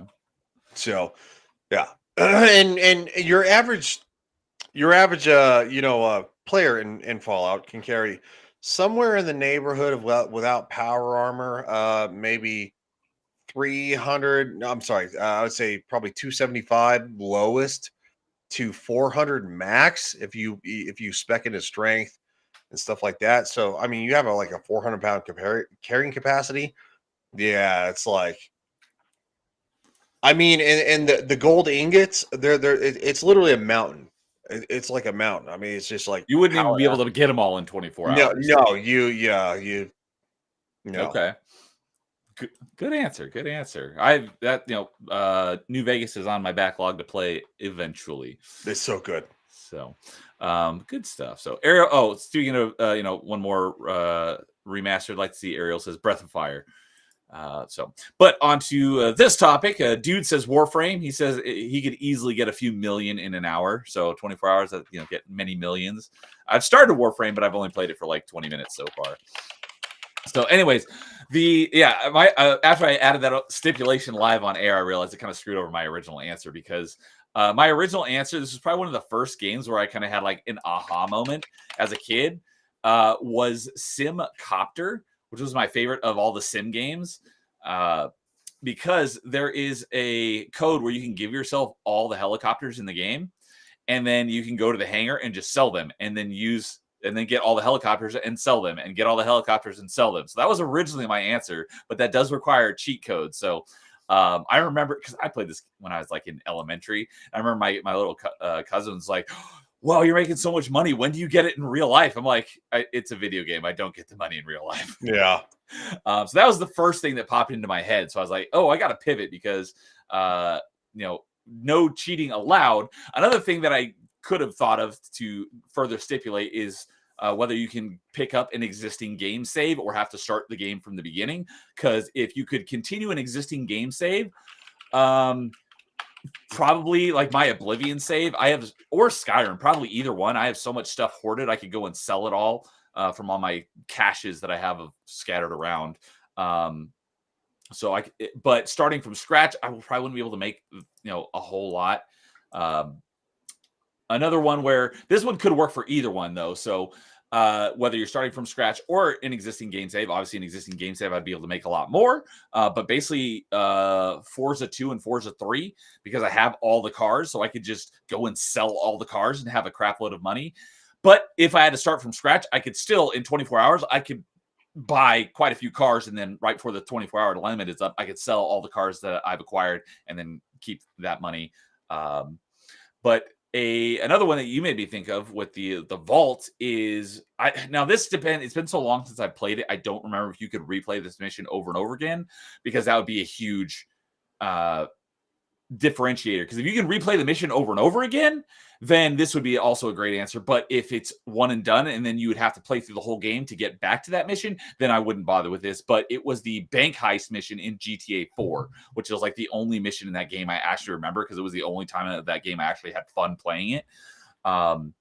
So I have a feeling the GTA missions, you can't replay them. So after you beat it, you have to start the game over to get back to that point. And that mission was pretty far into the game. So that's probably not a great answer. But I do remember that you made like 250 grand. So that, even if you only could get to that mission like once or twice in 24-hour period, you're still making a decent amount of money. But then one other one that I thought of while you were talking is, there are a lot of games out there where you can make passive money just by, sitting there and letting the game run. So there was the only Fable I played was Fable 2, but you could passively make money. So I could probably make a lot in that one, because although that one, I remember you made money passively, the more stuff you bought, like you acquired more, and then you make more income. But it capped out at a certain point, but you could play it. You had to play it like at least once a week. Otherwise you'd stop gaining money. But I could go into that and get a lot of money. It's been, probably close to 2 decades since I played it, so I don't know exactly how much it was, but that would be another answer. And then lastly, I don't remember which it was one of the Ezio Assassin's Creed games. You also made passive income, and you made like money every 20 minutes. And the more, just like Fable, the more stuff you got, the bigger your income was. I want to say it was Brotherhood. It was probably Brotherhood. But that would be another one, because you make, assuming that I could continue my existing save, then I'd just be able to, acquire money until the end of 24 hours. Good, because of all the trading and pillaging, and even the treasure hunts. Like, there's a lot of ways to make money in Black Flag. Oh yeah, Black Flag. Yeah, that's another one you could do. So if I had to pick one, I don't know. I would probably say like Forza, just because that is kind of a safe bet. I know I could make a good amount of money in that, whether we're starting from scratch or a save game. The other ones are kind of iffy, so I'm not sure if I'd take a chance on them. So, But oh yeah, so Ariel says, speaking of Ryan's answer, but the Fallout currency is bottle caps. So yes, it is. End up with lots of bottle caps in real. No, it'd be converted to USD though. I do have a real world question for you guys. What is probably your favorite video game that you use cheat codes on? And I'm going to start with mine. It's going to be probably Gran Turismo 2 or 3, and I'm going to lump them together because you could actually basically put in the same cheat code and get like $1 billion. And as a car person, I grew up wrenching on cars as a kid. I love cars to this day, making them faster, having fun. I mean, it's just fun to do that. And you could take any car in the game pretty much. Not all of them, but you could fully customize them almost to the max. And it was just interesting to see, to take like a basically, well, the games were, earlier, like what, mid 2000s or something like that. Anyway, you could take like Fast and Furious cars all the way down to like a Mini Cooper and like turbocharge it and like lightweight it and put racing tires on it and put a spoiler and all this kind of stuff. And like, if you just put the code in once, you get like $1 million. And then like if you did it several times, I think I eventually got to like $1 billion. And I just customize cars and race them, just customize cars and race them and just tweak them and do all these things, to where I got to the point where this is not a joke. A 1998 Acura Integra Type R, a 1,998 cc motor, 1.8 liter. I turbocharged. I decked the whole entire thing out, redid everything, internals, all that kind of stuff. I made the gear ratio to where I was racing these like they were Le Mans cars, right? They would all take off and just gone on the test track, and it was just like a giant like oblong loop, and they would take off and they'd be like half a loop ahead of me, half a track ahead of me. And by the time like the car and the turbo, I'd be hitting like 215 miles an hour in that damn thing because the gear ratio, and it'd be like hitting the rev limit, it'd be like going, and just I would lap them and lap them and lap them, and it was just so funny because I'm like, this is funny. Yeah, it's just, it was so much fun. I miss those games, and the new Gran Turismo games, there are no cheat codes just for fun to see what you can do and mod with the cars. They take themselves too seriously. And I don't like them. And it's like, great, Sony, you killed something else because you have such a giant stick in your ass. And yes, Sony has probably the biggest stick in their ass ever. So that's mine. Okay. Anyway, cheat codes on games. Just pick one or two. Yeah, that's throw a loop in it where you pitched a topic in the middle of an episode. That's a first one. That's fun though.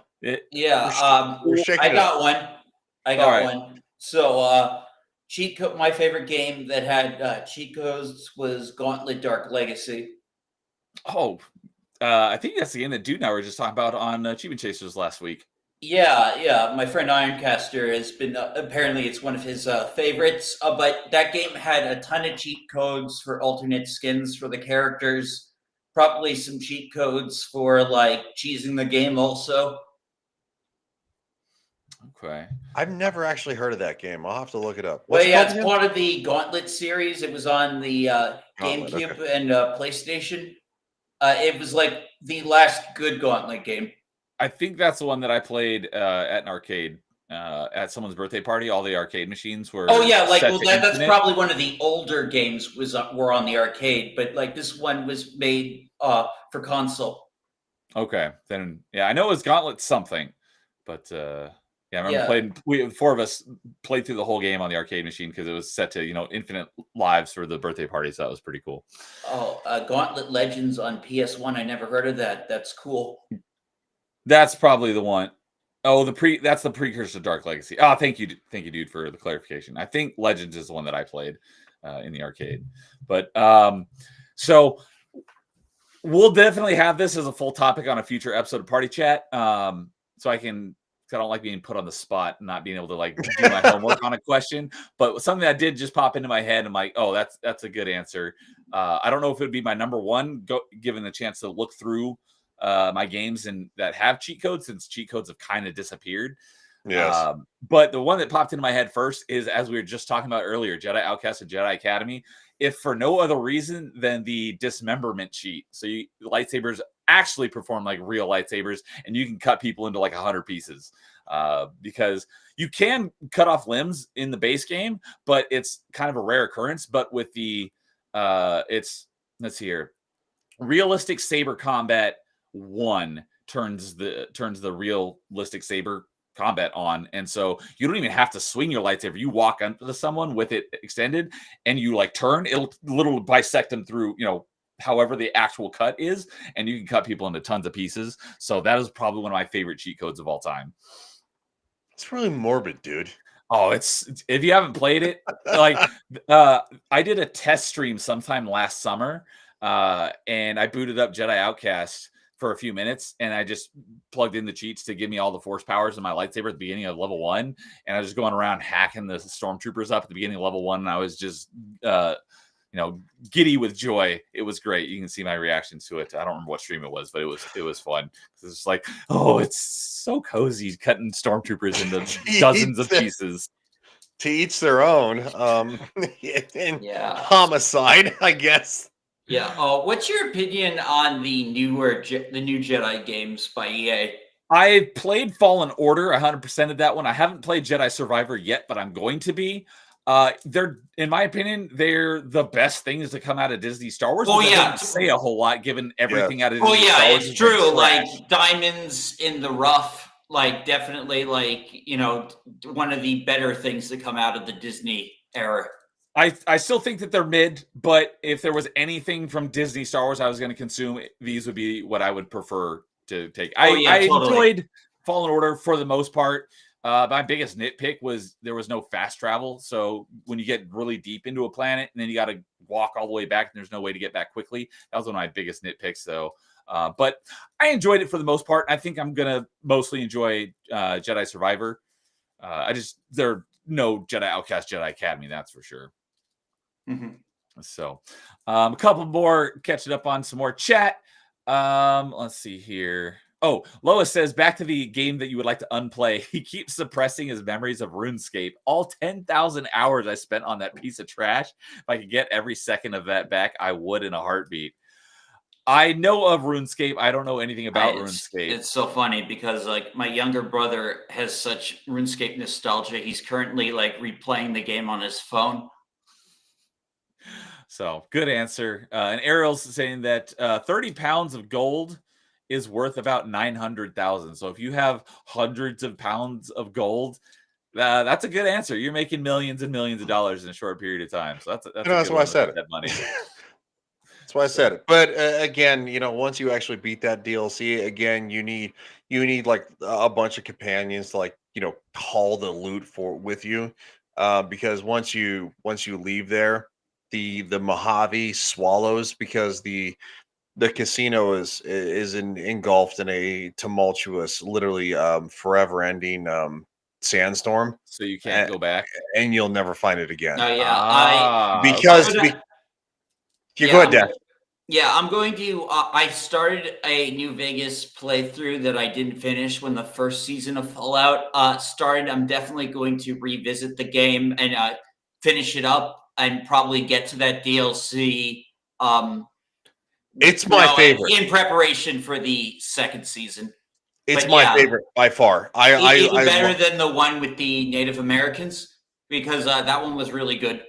That was the one with they're not necessarily Native Americans. They're basically they're Mormons. The one guy was. So, I'm looking at the list of DLCs. There's Dead Money, Honest Hearts, Old World Blues, Lonesome Road, and Gunrunner's Arsenal. So Honest Hearts was the one that Dash is talking about. Okay. That was the first one, I believe, to come out. Dead Money was December 2010. Honest Hearts was May of 2011. Oh, okay. So it was after the fact. Then Old World Blues, July of 2011. Lonesome Road, September of 2011. And Gunrunners Arsenal in September of... Yeah. Well, shit, then the one... Oh, those last two came out a week apart. Well, that's back when, DLCs were they were not full games. they were actually just add-ons that would take you like maybe somewhere in the neighborhood of like I don't know, 6 to 8 hours. All of these are between like 2 and 6 hours to complete, so they're not very long. I'll say that depending on how you actually do it, Mr. Achievement Chaser, they'll take longer than. Yeah, I started Old World Blues under leveled, so it took me quite a while to beat, especially since you can't leave. Oh, yeah, okay. You cannot leave, and Dead Money you cannot leave either. So because quite frankly, you actually, I don't want to spoil it because I literally think it is the best one by far. Okay. Because it has a supernatural element, kind of like a lot of Fallout does. There's a little bit of like supernaturalness there, instead of just tech, which is also, Old World Blues is very techy, very like futuristic technical advancements and stuff. But Dead Money, let's just say there was a mining mishap, and the miners they're playing Silent Hill. Okay. So it's cryptic. It's a lot of fun. That's so good. I will get. It might be the best DLC of Fallout. Sorry, I'm just a little. No worries. So, Errol said that she picked the DuckTales game. You start the game with 3 cubic acres of cash. That's a lot. But does it actually give you a number? Because if it doesn't give you a number, then you wouldn't be able to convert it to cash at the end of the 24 hours. Well, they're all gold coins because, in DuckTales, Scrooge McDuck has basically that money vault. Yes. So, and also, everybody knows. No. Yeah, you do. Don't you stop me. So, dude saying that, he's playing Gauntlet Legends on PS1. Legends and Dark Legacy were in arcades as well, and Dark Legacy is a straight up better version of Legends. Okay. And Errol says for favorite cheat codes, Contra's it's the Konami code. That's a good one because it works in so many different games. And Lois says, yeah, cozy gore games. That's a new genre because of how giddy hacking up stormtroopers made me. And dude says he has friends who still play RuneScape. Errol says, no, Neo, that would be another good topic for next time. Which DLC for a game did you consider the best? I think we already talked about that on a previous episode, but I'll go back and look through my topics. I do if we haven't talked about it already, I do have it for a future episode. So I don't think we did unless it was one that I actually missed an episode. I'll go and look through all the topics that we've done previously, and if not, then maybe we'll do that one next week or next episode, I should say. All right. So next topic on the agenda. This was the one that was that Carl came up with in the middle of Party Chat episode 40, which was, I believe, that was the one with Matt Cave back in June. So it's a bummer he's not here to answer this. So we'll have to ask him next time when he is here. But we stumbled across the topic of sequels that you played before the original. So obviously that means you have to have later gone on to play the original game, because I was thinking about there's lots of games where I played like the second or third game in the franchise, but I never played the original.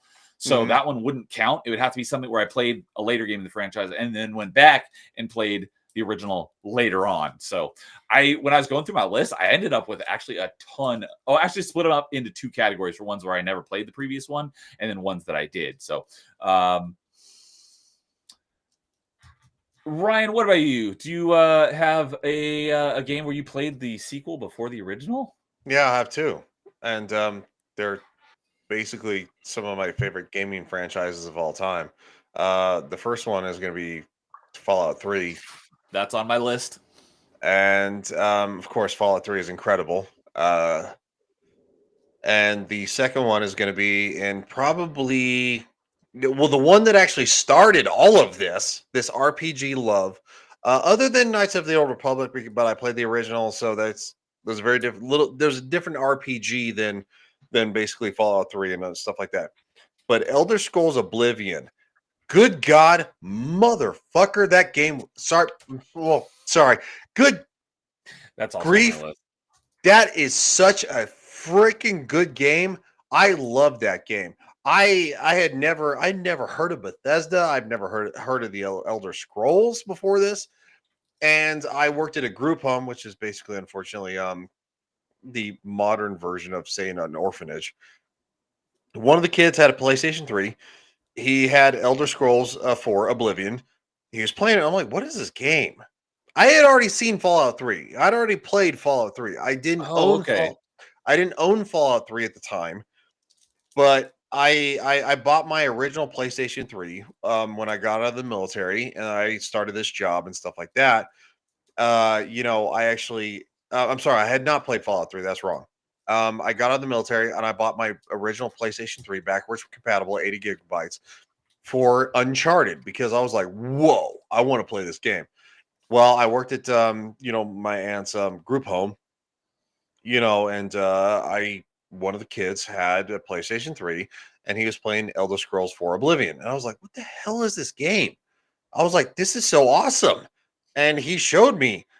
And I went, and it was old enough that I went and bought out the Game of the Year edition a week later for my PS3.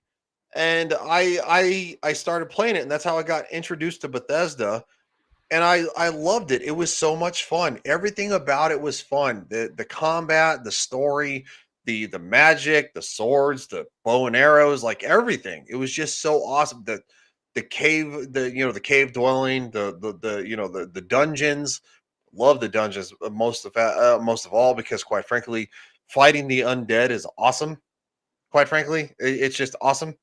And it sucked me in so hard. And that when I actually moved in, this was 2006.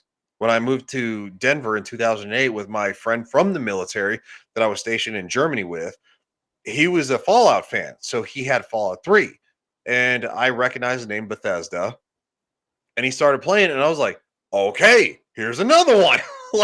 And so I became a huge Fallout fan.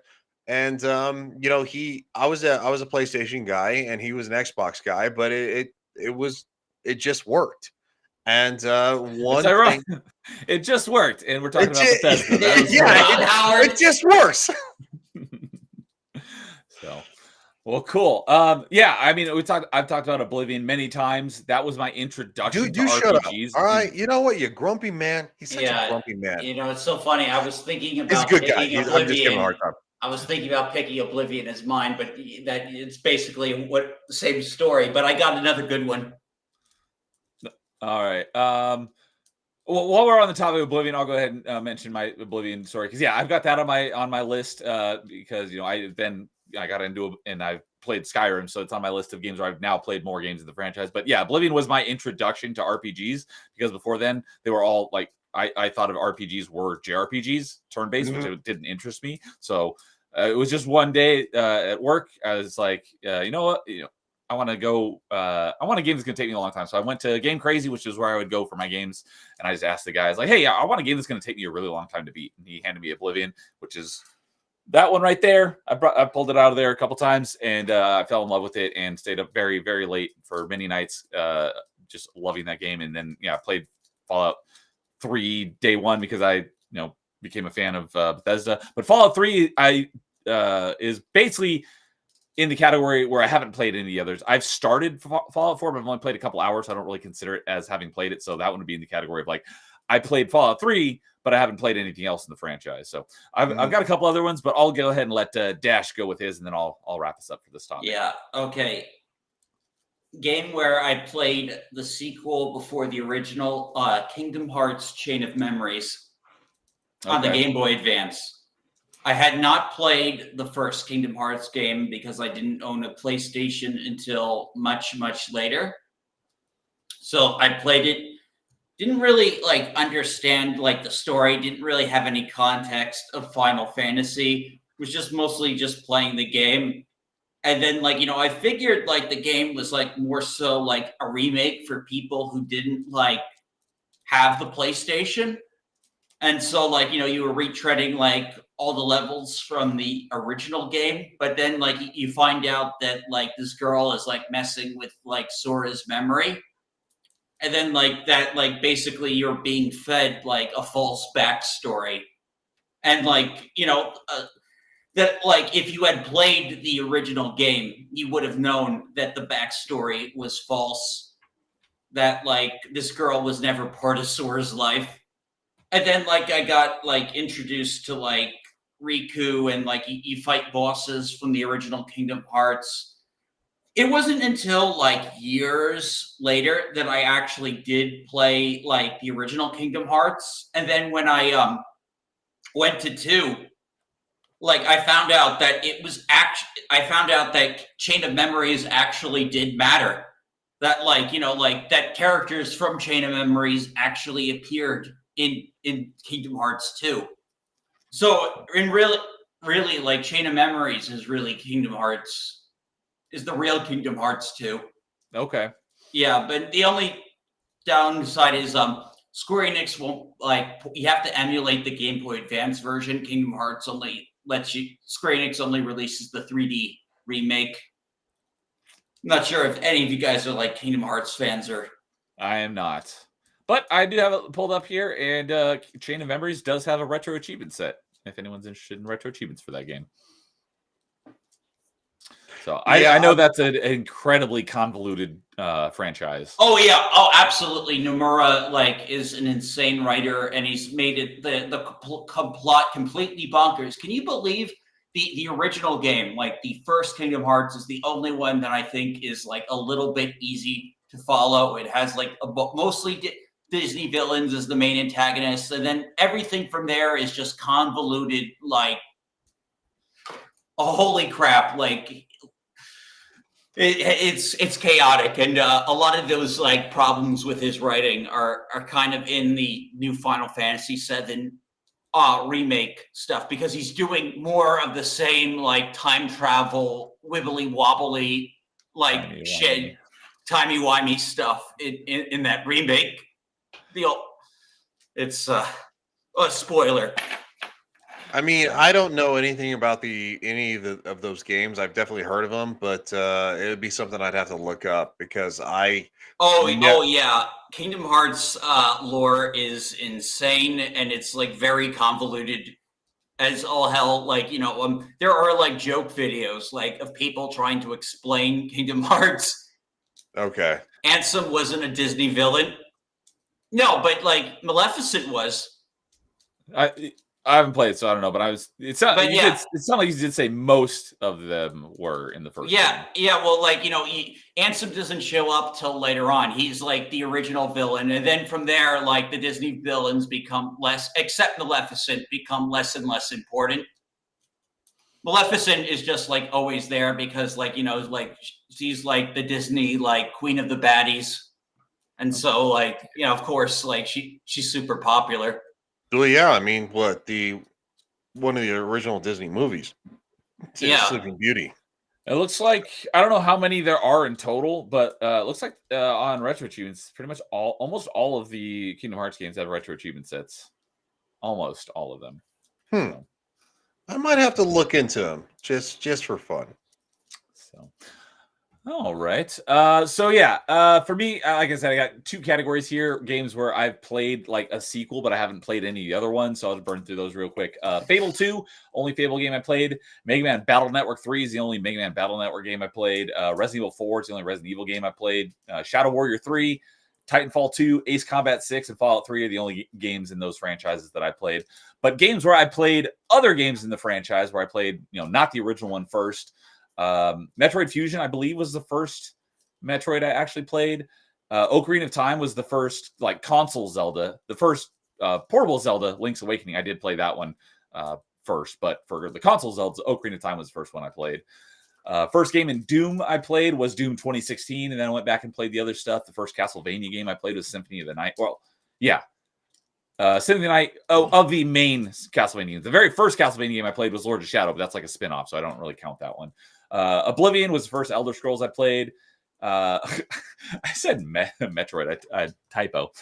Metro Last Light which is because there's the Metro series. I played Last Light, which is the second one. Yeah. And then I played the first one. 2033 is the first one. Metro 2033. And then I never actually got around to playing Metro Exodus, the third one, because I was like, it's okay, but I wasn't a huge fan of it. The reason why I played those ones out of order is because the second one left Game Pass, and then the first one left Game Pass, then the third one left Game Pass, but I was like, I'm not interested enough in this franchise to play the third one. I just want to say one thing. I see how it is.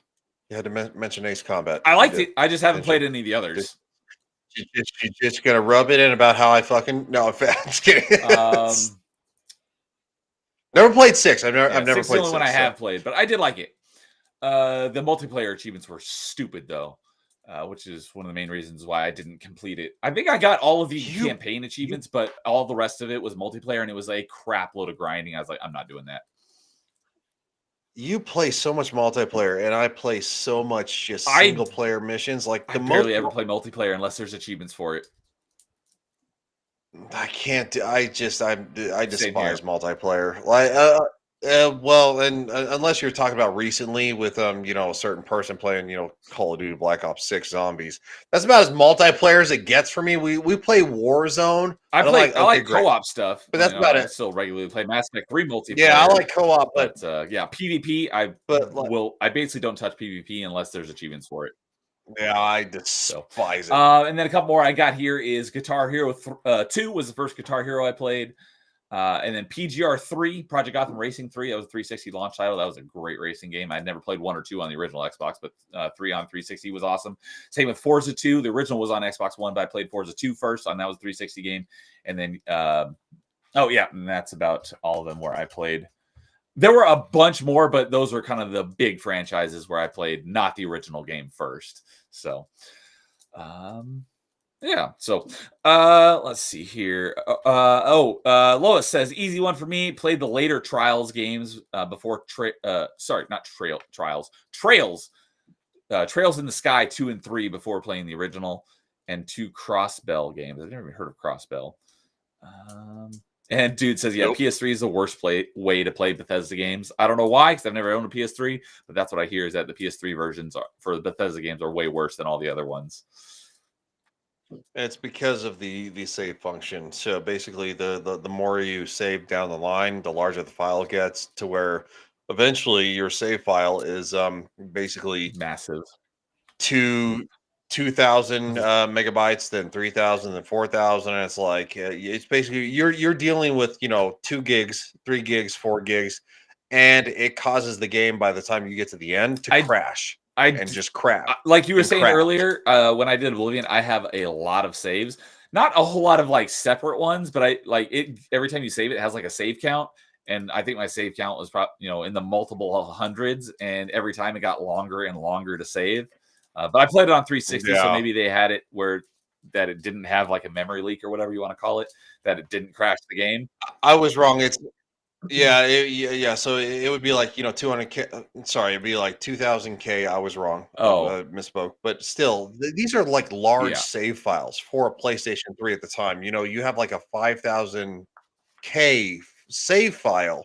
Yeah, most of them are huge. The game itself is only like 3 gigabytes max.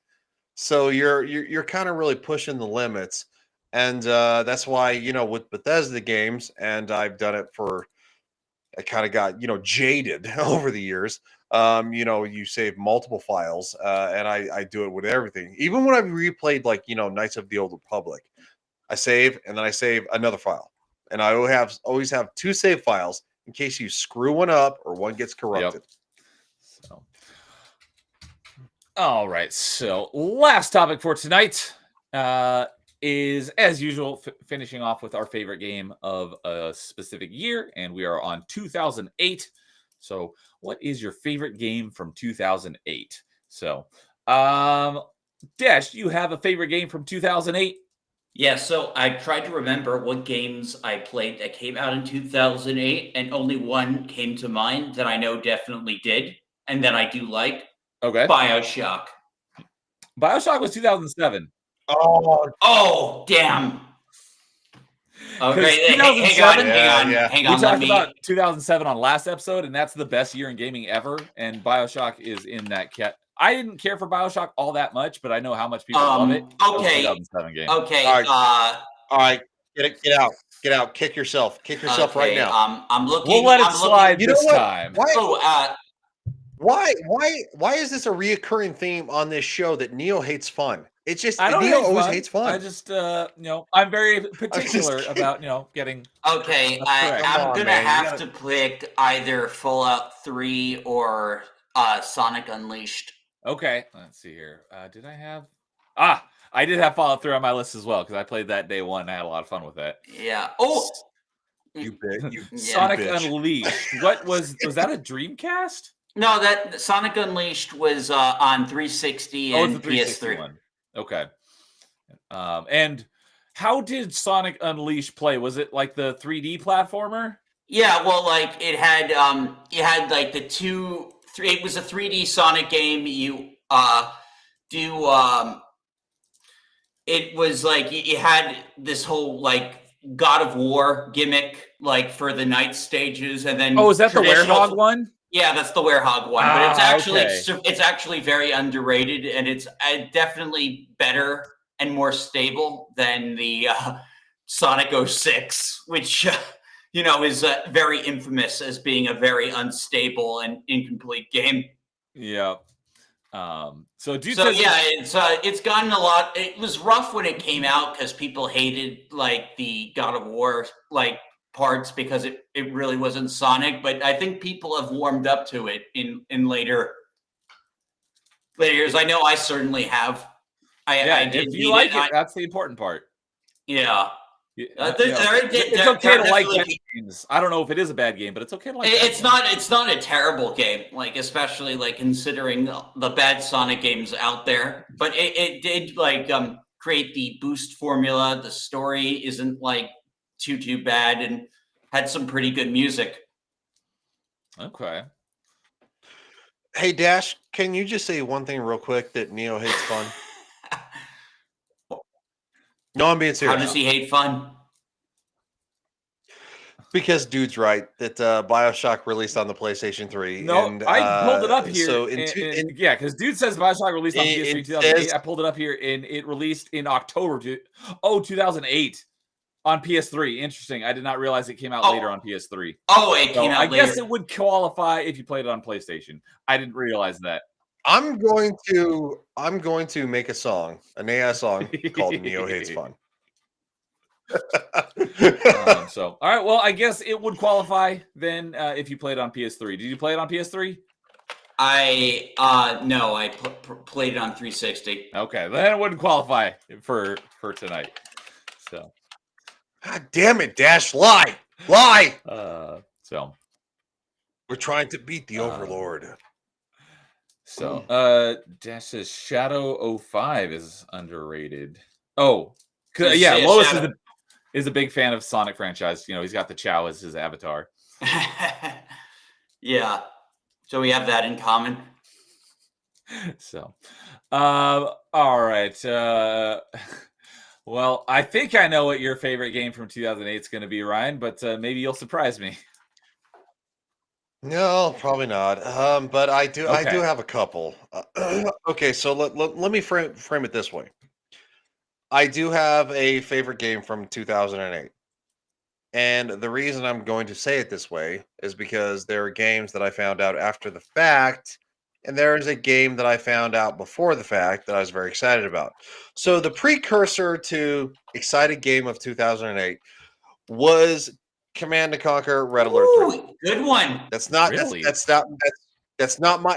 my pick. I was a massive fan of Command & Conquer as a kid. Massive fan on the PC. So like I loved Red Alert.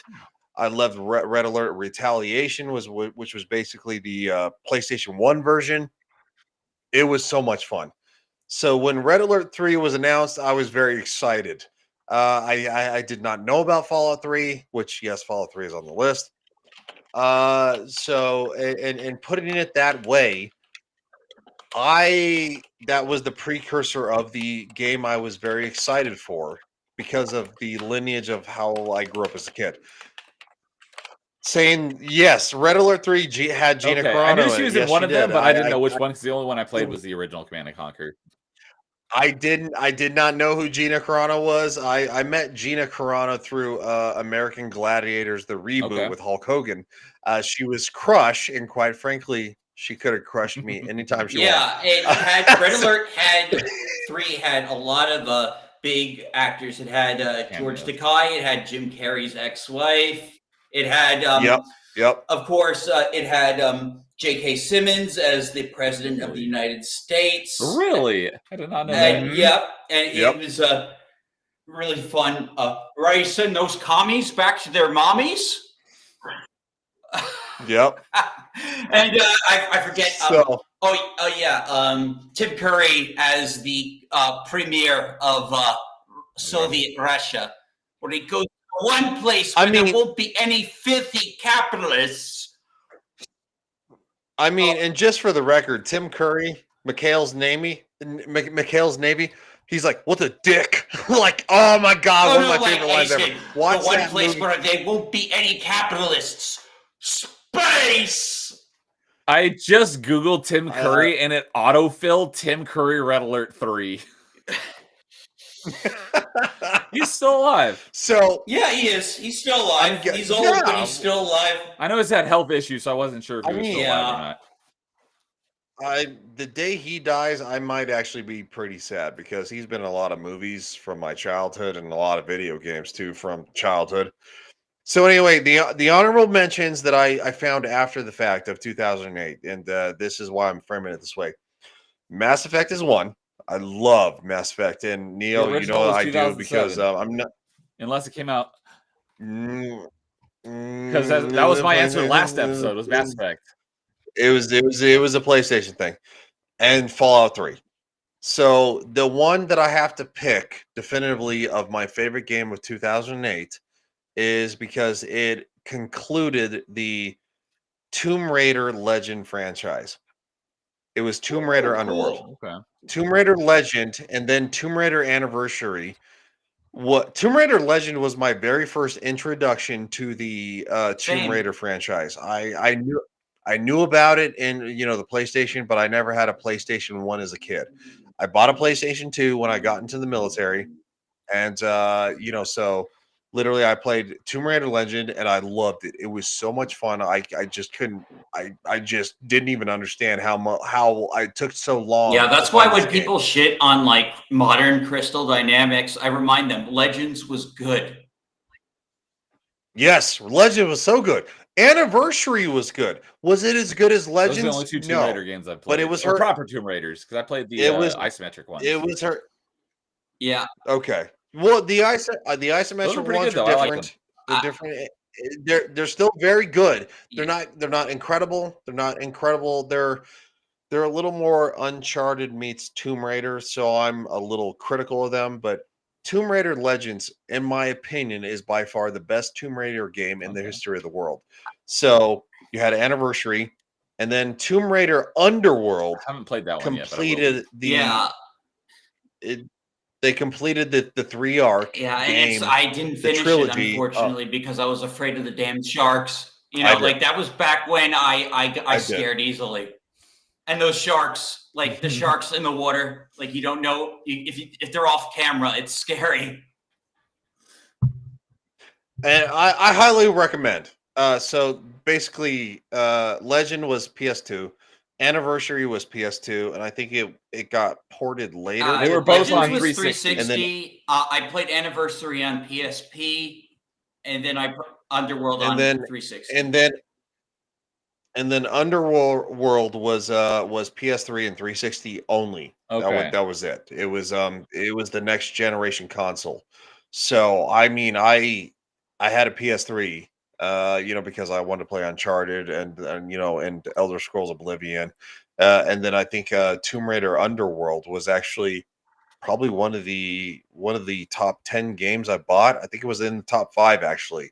Okay. So I want to start from the beginning because I never played, and this is on the list too. I could have said this. I've never played Tomb Raider 1, never played Tomb Raider 2, but I played Legend. and Anniversary and Underworld and the some of the Crystal Dynamics. I could have put that on my list as well because sorry, I played Anniversary and Legend. I haven't played Underworld yet, but I haven't played the originals. But I do have the 1 through 3 remaster, which I'll be playing at some point. Yes, and I'm going to be doing the same thing. So Tomb Raider is a lot of fun. One of the original heroines. Hey guys, you want strong female characters? She doesn't sleep around, by the way. she only kind of likes people when she likes people. And Angelina Jolie, by far the best adaptation. Yeah, that first Tomb Raider movie is that first one was so good. So I pulled up the Mass Effect. Originally released on 360 only in 2007. It was ported to Windows in 2008 and ported to PS3 in 2012, which was when Mass Effect 3 came out. A lot of people blending 2007 and 2008 games. It's because they're so close. So, yeah. But all right. So for me, yes, Fallout 3 is in there. I loved Fallout 3. And yeah. Lowest expectation had another one of mine, Rock Band 2. I love the heck out of Rock Band 2. It's the only Rock Band I've actually gotten all the achievements. So that's in my list as well. And the AC/DC track pack also came out in 2008. That's one of my favorite bands from the 80s, and I love that track pack. But a couple other games that I absolutely love from 2008. Super Smash Bros. Brawl, my favorite Smash Bros. Braid, one of my favorite puzzle platformer games. Mirror's Edge. Basically created the parkour genre of video games. Great game. Bionic Commando Rearmed. N+.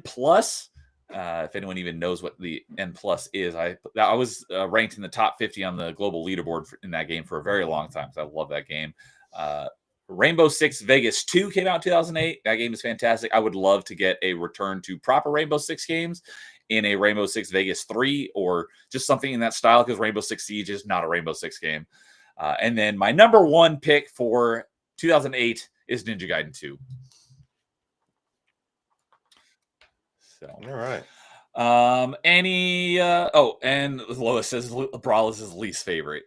That's understandable. I love Brawl. I love Brawl. It's one that I spent the most time playing and had a lot of fun playing that with my buddies in college. We spent a lot of time playing that game. So that is why it's my favorite. So. All right. Well, that will do it for episode 42 of Party Chat. So before we say goodnight, we'll make the rounds here. So Dash, thanks for joining us. I had a great time chatting with you and talking video games with you. What do you got going on? You got anything you want to plug? Well, I'm going to be going on vacation starting this weekend, so I don't have a hell of a lot, but I'm going to try and possibly get the true ending of Chronicles of the Wolf tomorrow. So if anyone wants to tune in for what will hopefully be my final Chronicles of the Wolf stream, I'm going to try and do that tomorrow.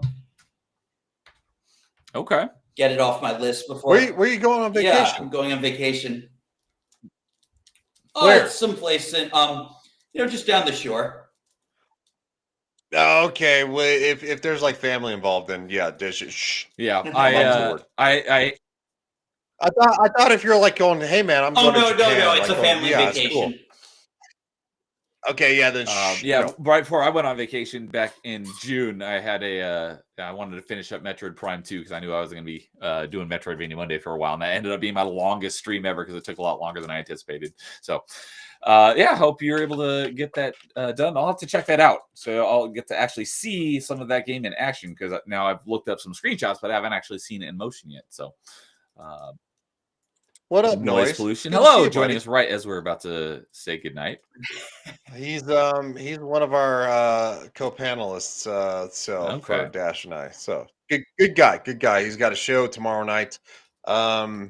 So he invited me on last Thursday, and I was like, well, he didn't invite me on. I was kind of like, hey man, you should invite me on. And he's like, all right. And I was like, I kind of strong armed him, and I was like, by the end of it, I was like going, you know what, dude, that was kind of a dick move. That's okay. I've done that a few times. I don't take offense if they say no, but it's like, hey, if you're looking for someone, hey, I'm available. Yeah. So, I don't know. Maybe he might invite me back one day on a Thursday, or maybe not, because he's like going, fucking guy. He like invited himself. I'm like, what a jerk. Well, thanks, Dash, for coming on. And it was fun chatting games with you. And Lois coming in with one more for 2008. Disgaea 3 is one of his favorite. He loves his JRPGs. So I know nothing about those games, but I do know that I beat Disgaea 1. It's good. I believe Disgaea 3 had Vic Magana as the lead character. From what I hear, it was on PSP. Actor? It was on a PSP game, so it's not really like widely ported. But I think it was PSP. Okay. Interesting. Ryan, what about you? What do you got going on? You got some more zombies, I assume? Not tomorrow, but Friday we're gonna we're gonna figure out Icy and I her and I are gonna figure out if we're gonna play zombies or probably Fortnite. So she has another stream to do with a friend. I can't remember what she called it. I told her she's like the stream queens or something like that. I was like, well, you're going to be playing a horror game. You should call it the Scream Queens.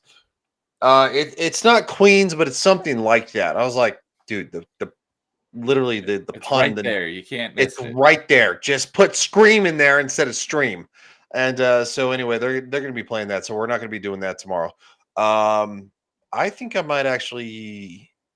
I'm gonna want to play Ace Combat because I'm really enjoying the game, and I'm almost like kind of hungry to play the game. But I think I might actually play Fallout London because it's been like 2 months since I played it, or maybe you like that one. Yeah, and I really enjoyed it. I took a break from streaming and making videos, and I got back into streaming video games because it was more fun than doing content about nagging on everything about how Ironheart sucks. I knew Ironheart was gonna suck. I didn't need to watch it. I didn't watch it. Shocker. Yeah, it's like woohoo. So anyway, long story short, again, no hate towards anybody who watched it or anything like that or liked it. I haven't met a single person who did like it, but if you did like it, it's fine. Yeah, it's fine. I mean, everybody's allowed their own opinion. I mean, one of my favorite movies of all time is Titanic, and that makes me a little homosexual. A little? Shut up, dude. So, you get a hard on for Leo? No, it's Kate Winslet.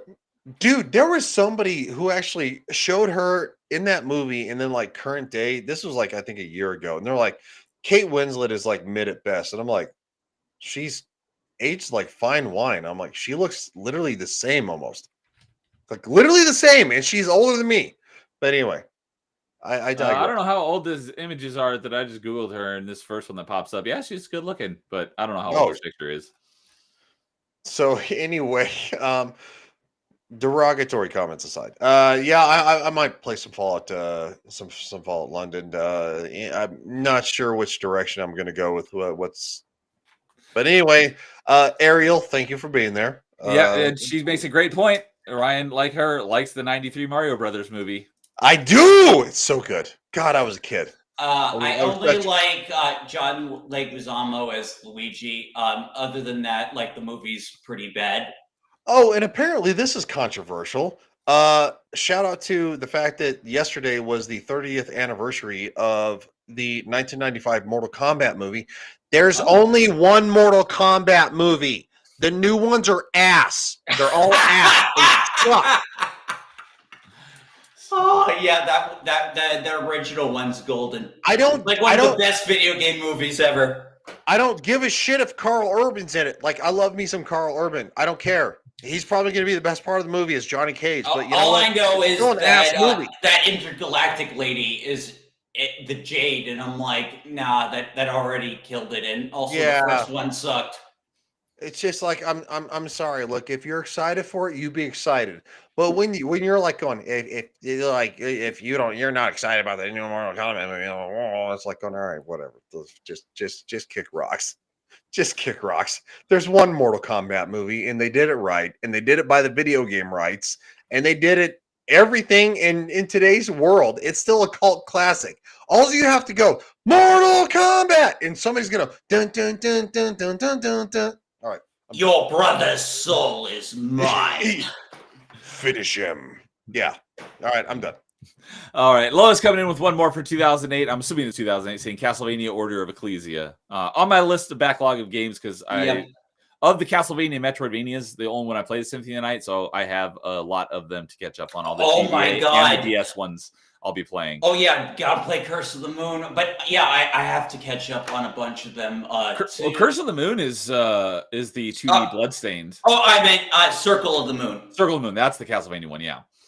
Yeah, I'm going to be playing all of the Castlevania Metroidvanias. Other than Symphony of the Night, I just haven't played any of them yet, but I will be. But Symphony of the Night is the best. It is like one of the greatest games ever. I think it's mid, but what? Especially as being a huge Metroidvania fan, I get a lot of hate for that. But I got Angry Canadian on my side. We both were like, it's okay. It's not as good as everyone says it is. Blasphemy. I have a very similar thing because in Metroidvania circles, like everyone's like, crapping themselves over when is Silk Song going to come out because Hollow Knight's like the best game of all time. Hollow Knight is okay. It's not that good. I didn't finish Hollow Knight, so I wasn't impressed. Hollow Knight. I finally beat it earlier this year, and it took me about 4 years. I tried it, playing it 3 times over 4 years, and I just got in. I'm like, I hate this. So this year, I'm gonna get all the way through it, and I finally did. I liked it more than I thought I was going to, but I still didn't love it. So, but let's see here. Ariel says Mortal Kombat and Mortal Kombat Annihilation. We don't talk about the Annihilation. Dude says, I like the recent Mortal Kombat movie, but it's not Jade. Ariel. Also, the 2 live-action Ninja Turtle movies. I thought there were 3, but I haven't seen them, so I don't know. Yeah, there are more than one. But the '90s ones are actually there. And Ariel's top comment, isn't the '90s Teenage Mutant Ninja Turtles movie having a re-release in theaters? Yes, I heard about that. Yes, and I've already actually, because it's a thing. My dad got me into the movies, right? He took me to see the very first, Jurassic Park. It was kind of like a present for having a good school year, and so I remember that vividly. And we've been avid moviegoers ever since. So the fact, he mentioned to me, he was like, yeah, the nice. I was like, really? And he's like, yes. And I'm like, all right, I want to go see that in theaters. Because I was literally 4.5 when that movie came out. So Lois said, yeah, 2008 was a weak year for video games for him. I had a very similar thing because I had a lot of games in 2008 I really liked. I had a similar thing. I think it was 2003. There was almost no games that I was really liking. Carl had a ton of them. They were all JRPGs. That was why I didn't have very many games that year. So. And Errol says, play the Ghostbusters video game. And if you don't, you all suck. I have the Ghostbusters game in the backlog. I just bought it not that long ago, thanks to somebody on Party Chat. I was like, all right, I think it was probably Carl. I went and bought it while it was on sale. So I'll be playing that at some point. I have it too. Yeah, I definitely want to play it. Lois says, it's supposed to be the actual third movie. Yes. Yes, it is. So Lois says, I played all 3 Castlevanias on GBA, 2 of them on the DS, and then Symphony of the Night, and Symphony of the Night clears them all. All right. So, all right. And then lastly, for myself, I will be on Carl's channel tomorrow with Gino, who was our previous Party Chat guest. And the 3 of us are going to be doing an episode of Legacy Loading, where I think that's one where we watch an old documentary, and it is going to be all about Mega Man because I love Mega Man. It's one of my favorite franchises, and it is one of Gino's favorite franchises as well. So we're going to be talking Mega Man over on Carl's channel tomorrow. And then on Thursday, I will be having another episode of Open Mic. And the guest is going to be Jay Bongo, who I just recently was introduced to thanks to Nerdporeal Lifeform. He had him on his channel for his Chillporeal last Friday, and I was like, I got to talk to this guy. So I sent him a message. I'm like, hey, would you want to come on Open Mic? So he's like, yeah, let's do it. So I'll have him on Thursday, and I'm going to introduce him to Retro Achievements because I mentioned it in the Chillporeal. He's like, what is this Retro Achievements? I'm like, oh, boy, let me introduce you. So we'll be talking Retro Achievements as well. Ariel, I'm 6'4" and I weigh 250 pounds. No, there's not probably anybody on this panel or anybody I've ever actually streamed with that can bench press me. No, but can you bench press us? Can I bench press? Well, Dash is not very big, just for the record. And my new model, I specifically got it to be bigger and more swole. Yeah, but Dash, Ariel, she likes to fish because she's She's Randy is the best way to put it. Randy. You're not her speed. Or you're. Are you dissing me? No, I'm your friend, dumbass. Like, you know which direction you go. Well, no, Ryan has been lying about my sexuality this entire time. I like girls. I didn't say you didn't like girls, but it's not the direction you necessarily go for the most part. No, he is lying and exaggerating just because he's seen what That son of a bitch. I'm gonna kick his ass tomorrow. All right. Well, we're gonna wrap it up. Trust me, I enjoy my booba. I enjoy big knockers as much as any straight dude. Okay, like Ryan has been poisoning your mind with propaganda. I believe that. Hey Neo, what direction do you swing? I like boobs too. Well, that's a short for he's bi. Okay. So, well, thank you for joining us, Dash. I had a great time chatting with you and everyone in chat. Thanks for hanging out with us on another episode of Party Chat. We will be. Oh, and one last thing. Next Tuesday will be an episode of Top 5, and we are ranking top 5 favorite N64 games, and Ryan will be on that panel as well. So I hope you didn't forget because you won't be able to do Dark Avengers. I didn't forget. No. What I'm gonna do is I'm gonna cut Top Gun Tuesday. Okay. So, all right. So see you guys later. Everyone have a good night. Thanks for hanging out with us for Party Chat for a couple hours. We will see you all later. And as always, in the meantime, game on. Shout out. Love you guys. See ya.